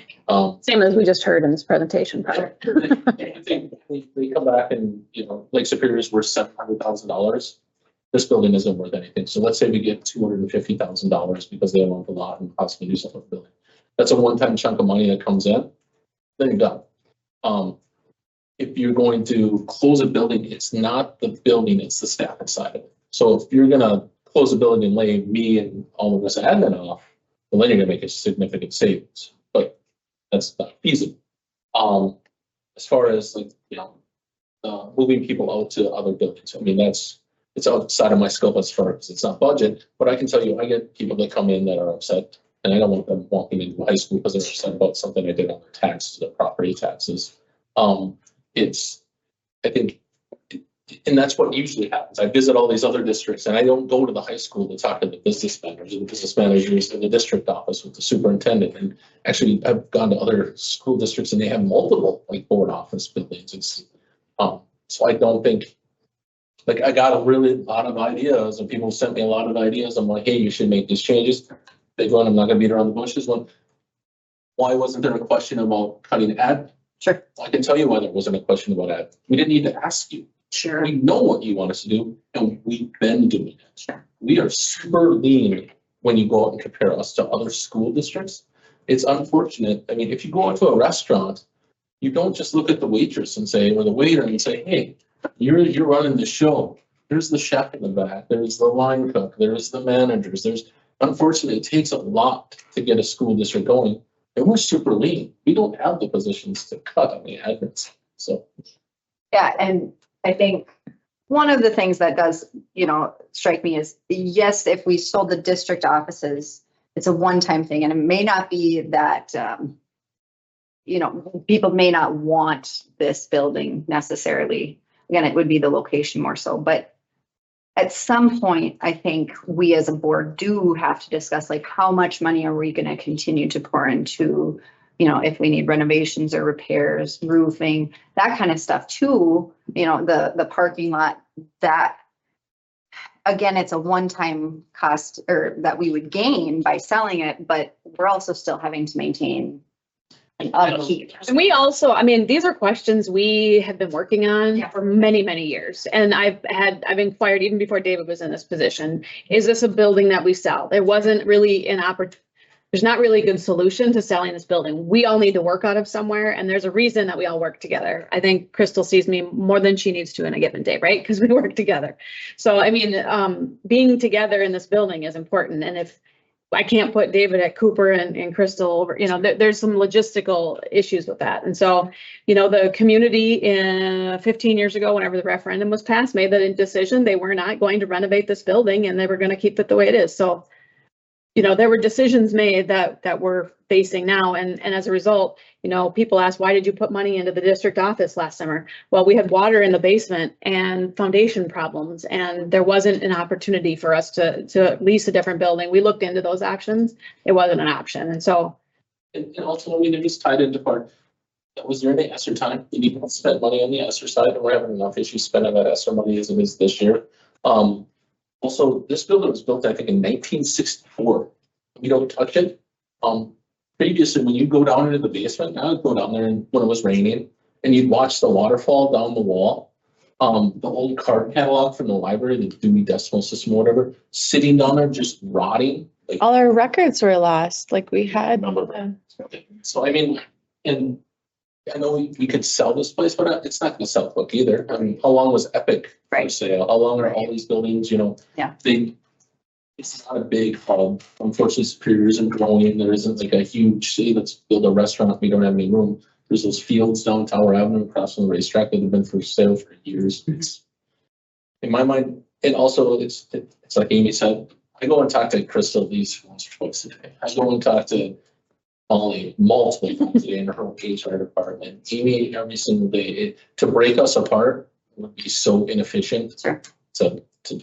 And ultimately, we need administrators. I don't think people realize the level of accountability that we have with DPI. We have to submit reports. There's a lot that we do besides supporting staff, which is also a very important job of what we do. And you guys would probably be sad too.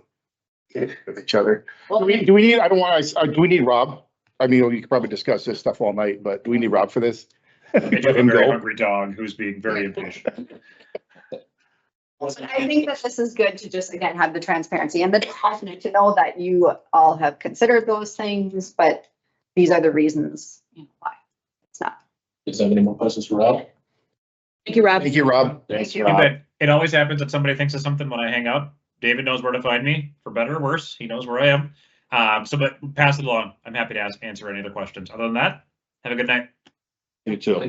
I was gonna say too, with like, if we did move offices to Cooper, like, there's major renovations that probably have to be done. Rooms that would cost nothing's cheap. Yeah.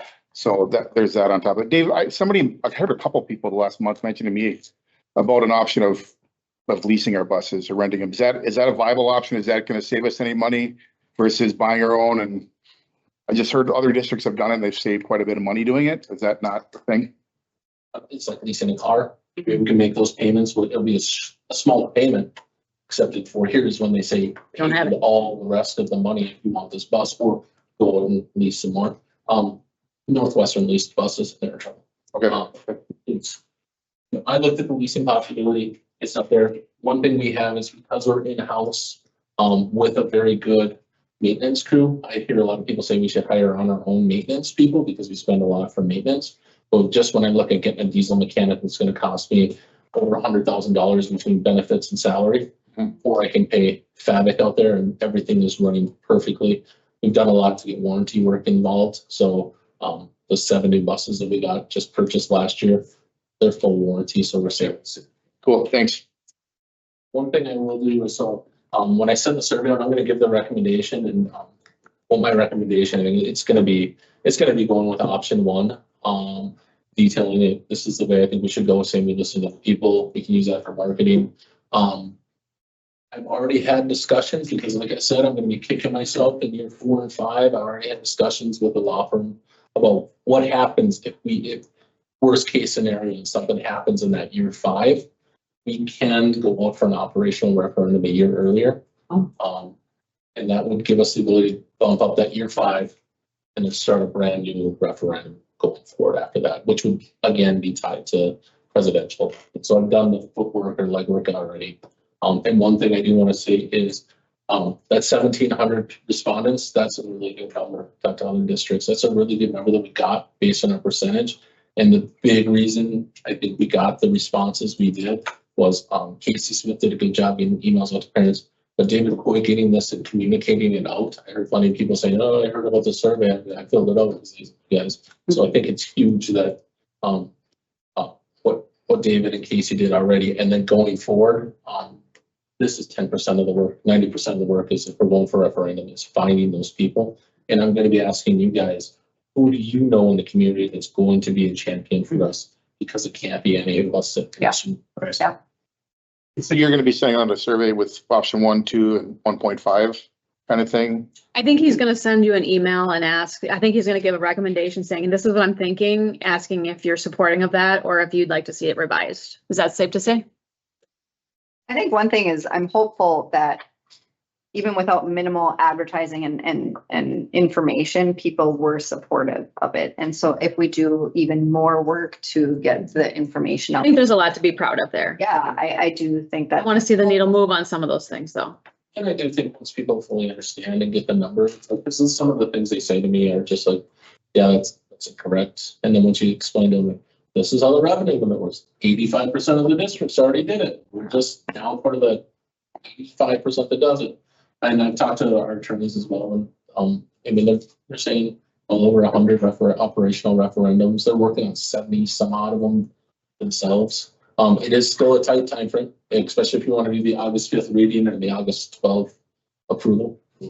So I'd really like to get answers back by this week so I can get that to our lawyers who can write up the resolution, say, here it is. He's talking about lawyers through Baird, not necessarily, or who are you working with? Not necessarily Kyle, right? So, Yeah. Just to note, the Wisconsin Public Education Network, they do a lot of support in community informational sessions. They worked with the League of Women Voters and put on public education funding informational sessions. That might be, the League of Women Voters and also the Wisconsin Public Education Network. Those are folks that would be willing to champion and care about public education.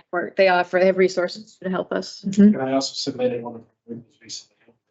Nice. School finance situation to them. Thank you. Yeah, Interested in taking. absolutely. Going to the News Tribune, I shared with you guys the other day, we had a former teacher, Miss Lanswood, that had a very positive article about supporting the referendum. So it's people like that in our community to reach out. Absolutely. Definitely have more work to do though, to make sure people are well informed as to how we're in this situation so they understand. And the reality of it's not going to just make everything perfect. Right. But also the reality of what happens if it doesn't pass. Yes. Anything else? Can I make a motion to accept the budget and insurance committee report? Motion to approve, Motion. or sorry, second. Third that. First, second, and third. There we go. Is there any discussion? All those in favor signify by saying aye. Okay. Opposed? Motion carried. That was very thorough. President Olson. Well, thank you, Mr. Olson. Next, Teaching and Learning Committee, Mr. Schumacher. Great, no action, no discussion, informational annual notice of academic standards. The school district Superior pursuant to sections 118, parens 301, I don't know. One of the Wisconsin state statutes will use the Wisconsin Department of Public Instruction academics for the 2024-2025 school year. These policies can be viewed on the school district Superior website and the Wisconsin Department of Public Instruction website. For those of you who are newer to the board, this is something that all school districts in the state of Wisconsin are required to do, to make an informational item to the board each July. Be sure you are aware of the standards that are used in the state of Wisconsin. It is in policy that our standards are the Wisconsin standards. So this is an annual thing that happens in the month of July in districts across the state. Crystal, I worked in many districts. This is super organized, so it doesn't always look like this. So well done. Which I know this is how you function, but Open for a hard copy. yeah. Thousands of pages. Yeah. We're trying to save money. The teacher can quiz you that. No. Yeah. Did anything change? Now you're, Nothing specific on here changed this year, but there is always an ongoing review process at the state level of looking at different standards. They have like a calendar out like 10 years going on and on. For example, the science standards are beginning the review process. The review process usually takes 2 to 3 years at the state level. So actually, it was just a couple of weeks ago, DPI sends me an email saying science standards are going to be up for review. Do you have any teachers that want to give feedback or be part of the process? And so then I forward that to our science teachers, or usually all of our teachers at the elementary level too, and say, hey, are any of you interested? And then they can fill out a form and give feedback. So that's kind of a normal thing that goes on, and it's different sets of standards depending on the year. Obviously, sets of standards in the ELA and math area usually take a longer review period because those standards are sometimes a little bit longer, more in depth, and are definitely tested on the state testing. So they usually take a little longer during the review process. Okay, so Chris is going to now talk on Act 20 training, summer school, summer professional development. And I'll be brief on all three of these things. I figured that I would update you about what's been going on with Act 20 and how we've been handling those things here in the district. As Kate and I shared earlier this spring, Act 20 really has like 3 prongs to it that districts are needing to get a handle on what they're going to do about. The first being the required training for teachers. The second being making sure that you have a resource, a curriculum resource that's aligned to science-based literacy instruction. And then the third is the reading readiness screener. So we had our literacy training. It went well. Our teachers all came together. We worked hard on June 6th, June 7th, June 10th, and 11th. We only have 4 teachers who have not finished like their last module, which we did give them into the summer in case anyone, had any family conflicts or any personal things that they needed to take care of instead of finishing those last modules a priority.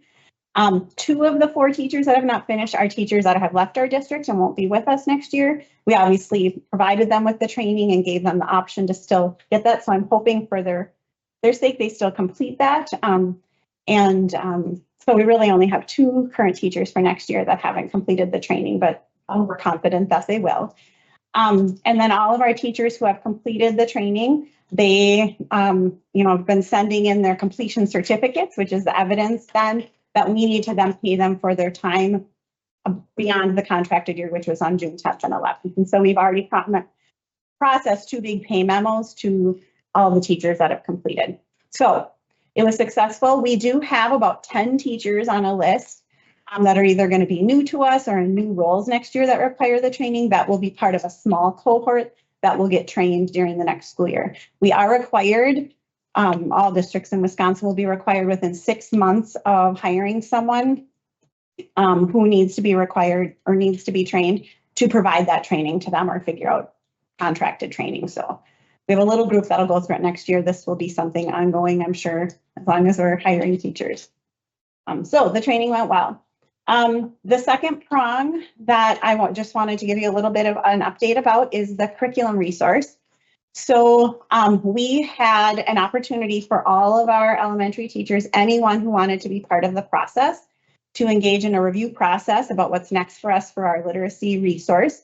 So we had 44 people be part of that process. We came together on 2 different dates in June and went through a traditional curriculum review process, looked at resources, put them through our rubric, scored them anonymously. Teachers did that, and then landed on Benchmark Advance, which will be our curriculum resource. We already have been using Benchmark Literacy, so we will just be transitioning to the new version of that resource with the same publisher.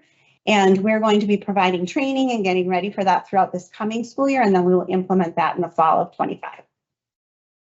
And teachers, I sent out an email communicating the results of all of that and thanked people that were part of the process.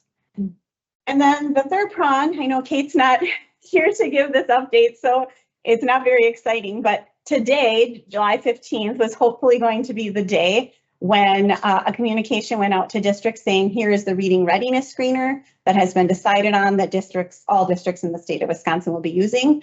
I'm assuming, unless Amy has received a message, that's shocking. I know, I know. So as you can imagine, and I know Kate has expressed this before, it's frustrating and difficult for school districts to make plans last minute, especially since if a screener isn't going to be implemented until maybe partway through the school year, school districts still need to financially invest in a screener to be able to get that fall data. Our teachers need and want that so they can plan their instruction. So more to come. I'm sure Kate will have an update for us as soon as she and Amy will be here. Any questions about Act 20?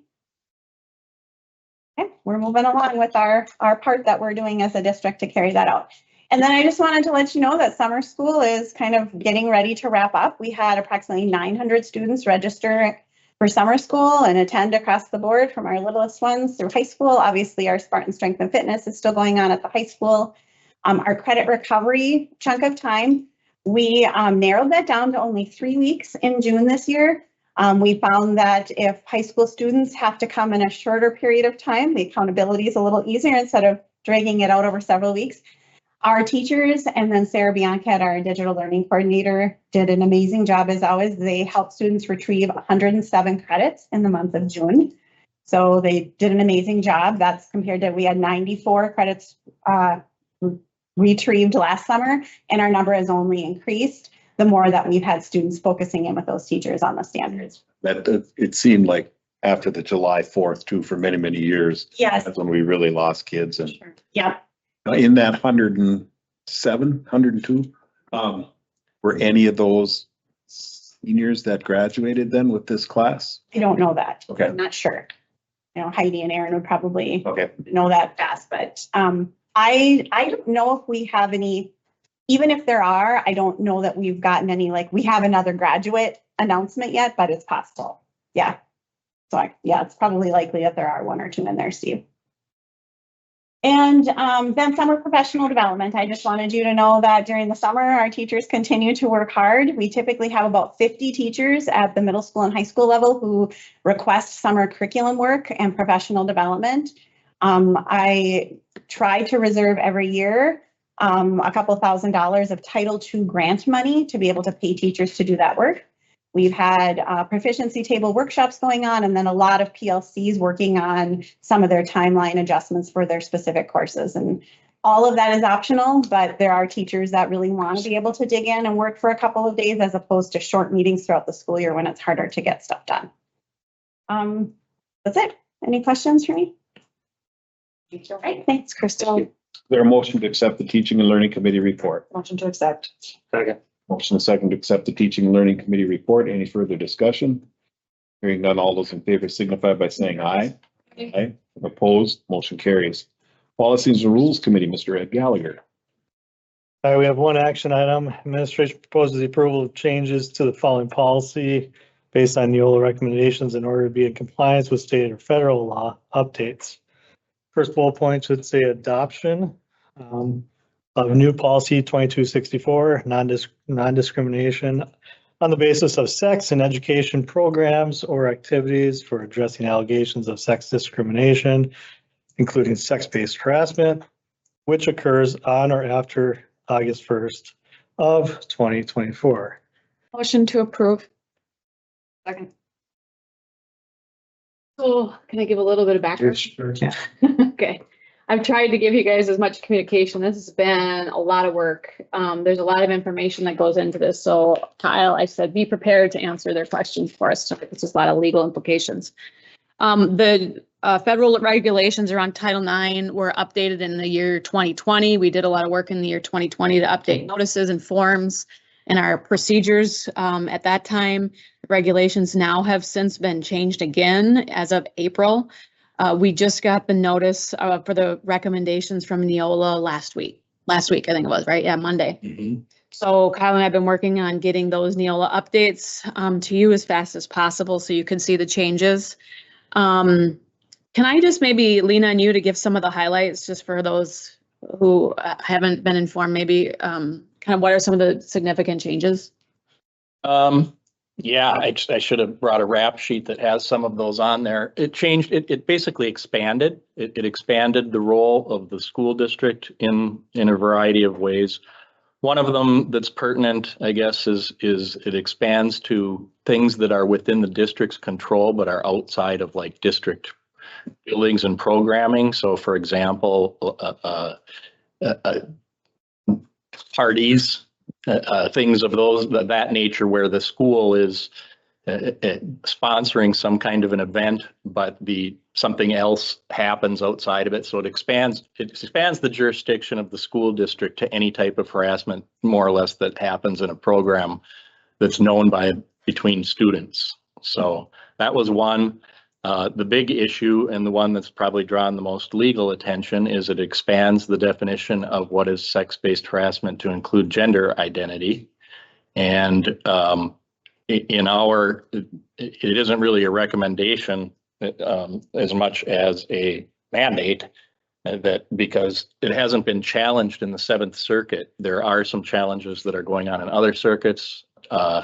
Down south, there's one that's happening in Wyoming and in those districts, and it's wending its way through the court. No place has it hasn't been formally enjoined permanently in any of those locations, but because it's circuit based and the Seventh Circuit hasn't addressed it, it's essentially a mandate from DOE to us.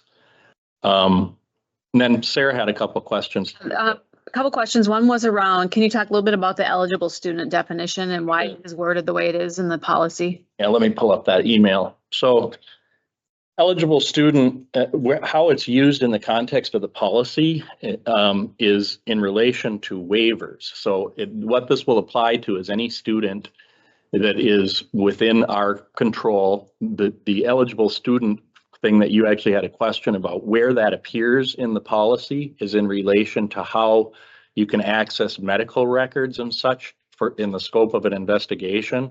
And essentially what it means in that context is that if a student is 18 years old or older, but they still happen to be in high school, then we have to get a waiver from that student in order to conduct an investigation, and if it involves their medical or psychological records, in the same way that we would for a minor student by getting it from their parent. So that's really the only place where it doesn't mean that I think your question was kind of like anybody that's reached 18 years of age or is attending post-secondary education, like we're responsible for college students or something like that. That isn't the case. It only applies to that waiver provision. And you could have a student that was attending post-secondary education. We have that now with, juniors, seniors that are doing well and attending college courses. We would have to get a waiver from that individual student rather than from their parent. And then you had another question about, Student pregnancy yeah, and the support we provide. yeah. So the question regarding student pregnancy, essentially, the way that the policy reads is we would do the same thing for that student. It really prevents discrimination. So we can't say something like, you shouldn't have gone and got pregnant, and so now we're not going to offer you programming that we need in order, if somebody has a reason to be out for that reason, like if they're on doctor's bed rest or something like that. Essentially, what we do is we would treat it like any other requested reasonable accommodation that we would under the ADA or anything else. So It really doesn't change how we support students. Amy and I, There may be other districts that haven't been supporting these students, and so this provides those protections, but this won't change our practices and how we support those. no, and Amy and I talked about this fairly extensively, because of course she understands what is being done already. And so as it turned out, when we got to working our way through all of that, it doesn't really change anything, because we're doing all of those things for people that would be in that situation anyhow. So Those were the only two questions. I guess I'll. Yeah, if there's any other questions. Comments that you want. Has the handbook that was updated, has that been reflected with these changes? We are going to make those changes effective August 1st, because it still exists until the board makes those changes. So those will be reflected. He's helping us right now identify what the public notice is. We have to change the handbook. We have to change the student handbook, the employee handbook, and some of our HR paperwork, as well as our website. So all of those notices have to reflect the adoption here that you guys would approve. And incidentally, the changes that we made in 2020, all of these things talk about occurring after August 1, 2024. We still have the protocol that was established in 2020 at the last changes, which will be used for any investigation that would, a complaint that would be made from that time frame would still be covered by the old policy needs to stay in effect for any incidents that happen up until August 1st. And Right. then the new policy would address those incidents. So when you look, if you ever look at the policy thing, it can be confusing, because you have to look at that before and after, because they're titled exactly exactly the same way. What reflected that way, yeah. They're now 2264, both the policy and the administrative guidance, whereas it used to be 22, the old policy is 2266. So any other questions, or if people have questions that they want to send me privately to, I'm happy to answer anything. We got pretty familiar with this pretty quickly. There's motion and a second. Is there any more discussion on this policy? I guess WASAB puts out trainings often every time there's a Title IX change, which happens almost every 4 years. We are receiving extensive training. Our Title IX coordinators need training, our principals need training, and our staff need training. So we're School working. board members, if they want The school more, members, they offer it. yeah. That's another bullet point that I could have listed, is that it essentially makes everybody part of the reporting system. It expands it in that way as well. Oh. All the employees have to be trained. Every employee has. Which they were already trained, but they'll have to get updated training. Does that include substitute teachers and sub bus drivers? They all use the Power School, right? Yep. Anybody who's an employee. What did I say? Whatever. You know what I meant. Any other discussion? Any other discussion? Hearing no discussion.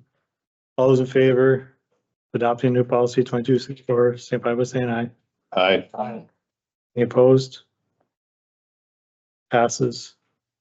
Moving on, no discussion items, informational item echoes or mirrors the policy adoption of new admin guideline 2264, non-discrimination on the basis of sex in education programs or activities for addressing allegations of sex discrimination, including sex-based harassment, which occurs on or after August 1st of 2024. The next one is the district student handbook has been updated for 24-25, see attached. Normally there's something in there that shows what the update is. I didn't see anything. No updates. Is there actually any updates, or is it just It's just, Bring it forward for now. bringing it forward, like the calendar was updated and the dates were updated and contact information, but nothing of substance was changed this time.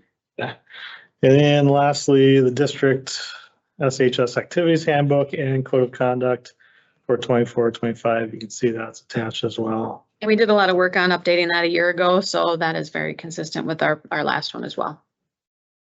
The motion to accept policy and rules committee report. Anybody? That's okay. Motion to accept policies and rules committee report. Motion and second to accept the policies and rules committee report. Is there any further discussion? Hearing none, all those in favor signify by saying aye. Aye. Opposed, motion carries. Our last committee report, personnel negotiations committee. All Taylor. right, I have a few action items here. Administration recommends approval of the July 2024 new hires and separations report. Motion to approve. Motion and a second. Is there any discussion? Hearing none, all those in favor, please signify by saying aye. Aye. All opposed? Motion carries.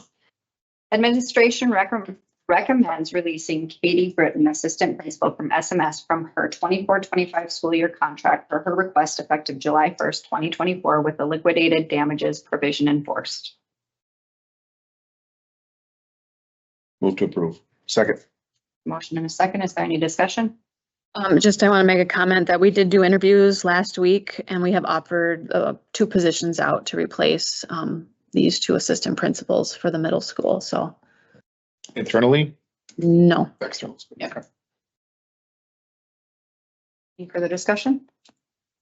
Hearing none, not all those in favor, please signify by saying aye. Aye. All opposed? Motion carries. Administration recommends releasing Carrie Thompson, assistant principal from SMS, from her 24-25 school year contract for her request effective July 1st, 2024, with the liquidated damages provision enforced. Move to approve. Second. Motion and a second. Is there any discussion? I had a question. Are we still getting kind of the exit interviews and surveys and things from them, and the board will get to see all of those things too? If they come. Yeah, I mean, we haven't given them to you unless you guys have asked for them in the past, so if you want me to share it with you, I can definitely do that. Maybe Yes, we do send it out to everybody when they leave through an email, and then it's up to them if they want to respond. Sure. It is anonymous, but a lot of times You can kind of do it. Yeah, like a summary on a reoccurring basis might be helpful. But Well, and I just think with 2 assistant principals at once, you And assistant principal, I mean, many people step into those positions as a stepping stone to a principal job. So we, support our assistant principals when they want to take that next step. That was the case here. Yeah, Right? yeah. They've been Good jobs. eager and so we're excited for them and their new adventures. Any further discussion? Hearing none, all those in favor, please signify by saying aye. Aye. Opposed? Motion carries. Administration recommends releasing Paige Gilbertson, teacher from Northern Lights, from her 24-25 school year contract for her request effective July 8th, 2024, with the liquidated damages provision enforced. Move to approve. Motion and a second. Is there any discussion? Hearing none, all those in favor, please signify by saying aye. Aye. All opposed? Motion carries. Administration recommends releasing Anne Marie Alvested, teacher from Bryant FCE, from her 24-25 school year contract for her request effective July 9th, 2024, with the liquidated damages provision enforced. Move to approve. second, Motion and a second. Is there any discussion? Are these positions already filled, or are you doing callbacks still? we posted the special ed position, that's elementary, be replacing Paige. And then I'm working on the reemployment list for the 4K position. So we have licensed teachers that are still on the reemployment list. I anticipate at least one. How many people are left on the list? I think there's 6. Wow. A few of them are secondary, though, so obviously we're able to do some of the Mhm. positions that are open. And this is the one we received that letter from. So in this particular situation, be careful what I say, Kyle, where I go with this one. I would say it's a unique situation based off a certain set of circumstances. Am I still okay? that I Not aware. This is where you're going. That's a- Okay, that I feel we should waive the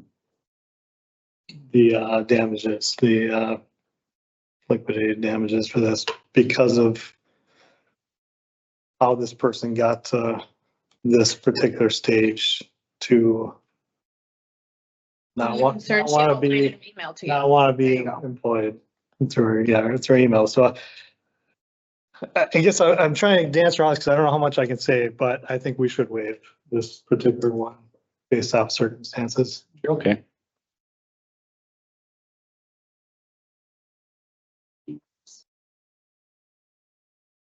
So I We'd would, have to amend it. well, I think there's already a motion and a second. So you'd have to take a vote, but it should it not go forward, I would make a motion to change it. People could amend the original motion, right? Motion and a second, there should be a vote. Oh, okay, sorry. You allowed to say, have these situations happened in the past? Somebody could withdraw the motion. And the second, if both consent. I'm not withdrawing my second. No, we haven't really had this situation Okay, happen so this while is- we've been here.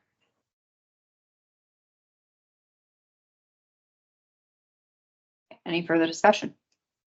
All right, so we are voting on it as is right now. So all those in favor, please signify by saying aye. Aye. All opposed? Oh, No. All right, motion carries. And we do not have the next one, so I have no discussion items, no informational items. And so I would accept a motion to, or I would take a motion to accept.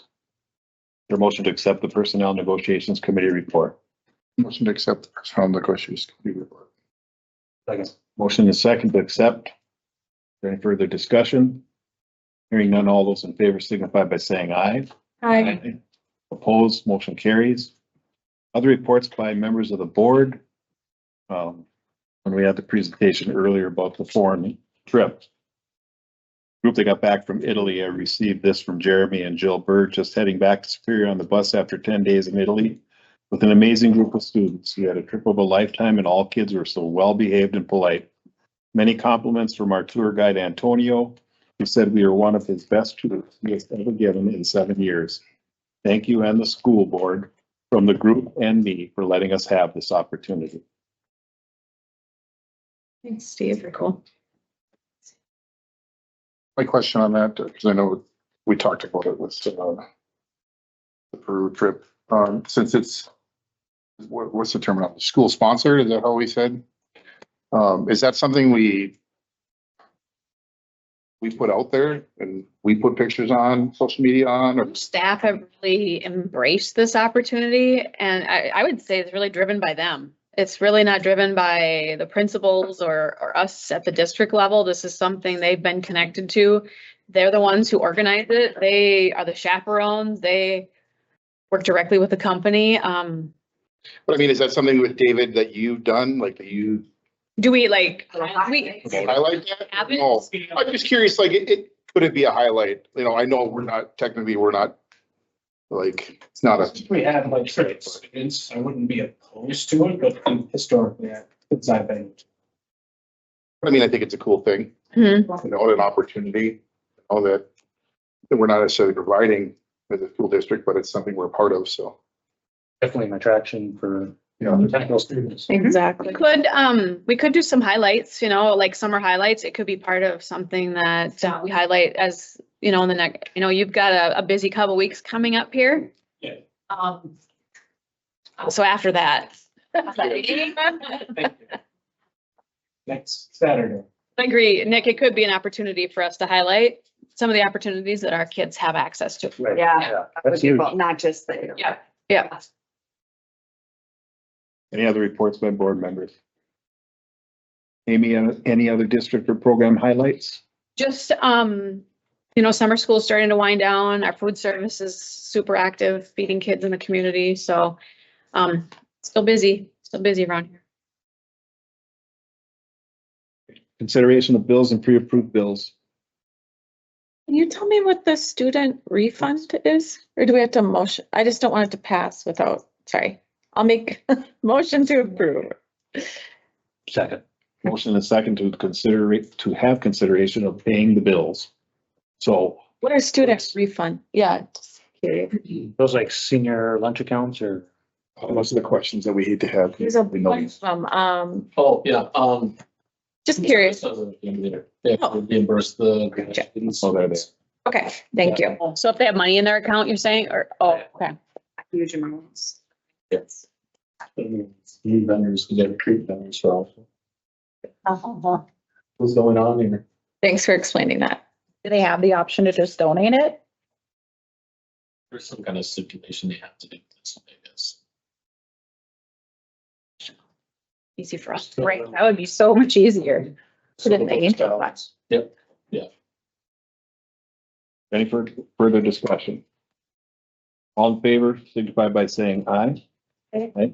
Opposed, motion carries. Is there a motion to adjourn? To adjourn. A second to adjourn this meeting. All in favor, signify by saying aye. Aye.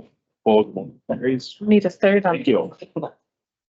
Sorry. You gonna make it, bud? You're No, on. I'm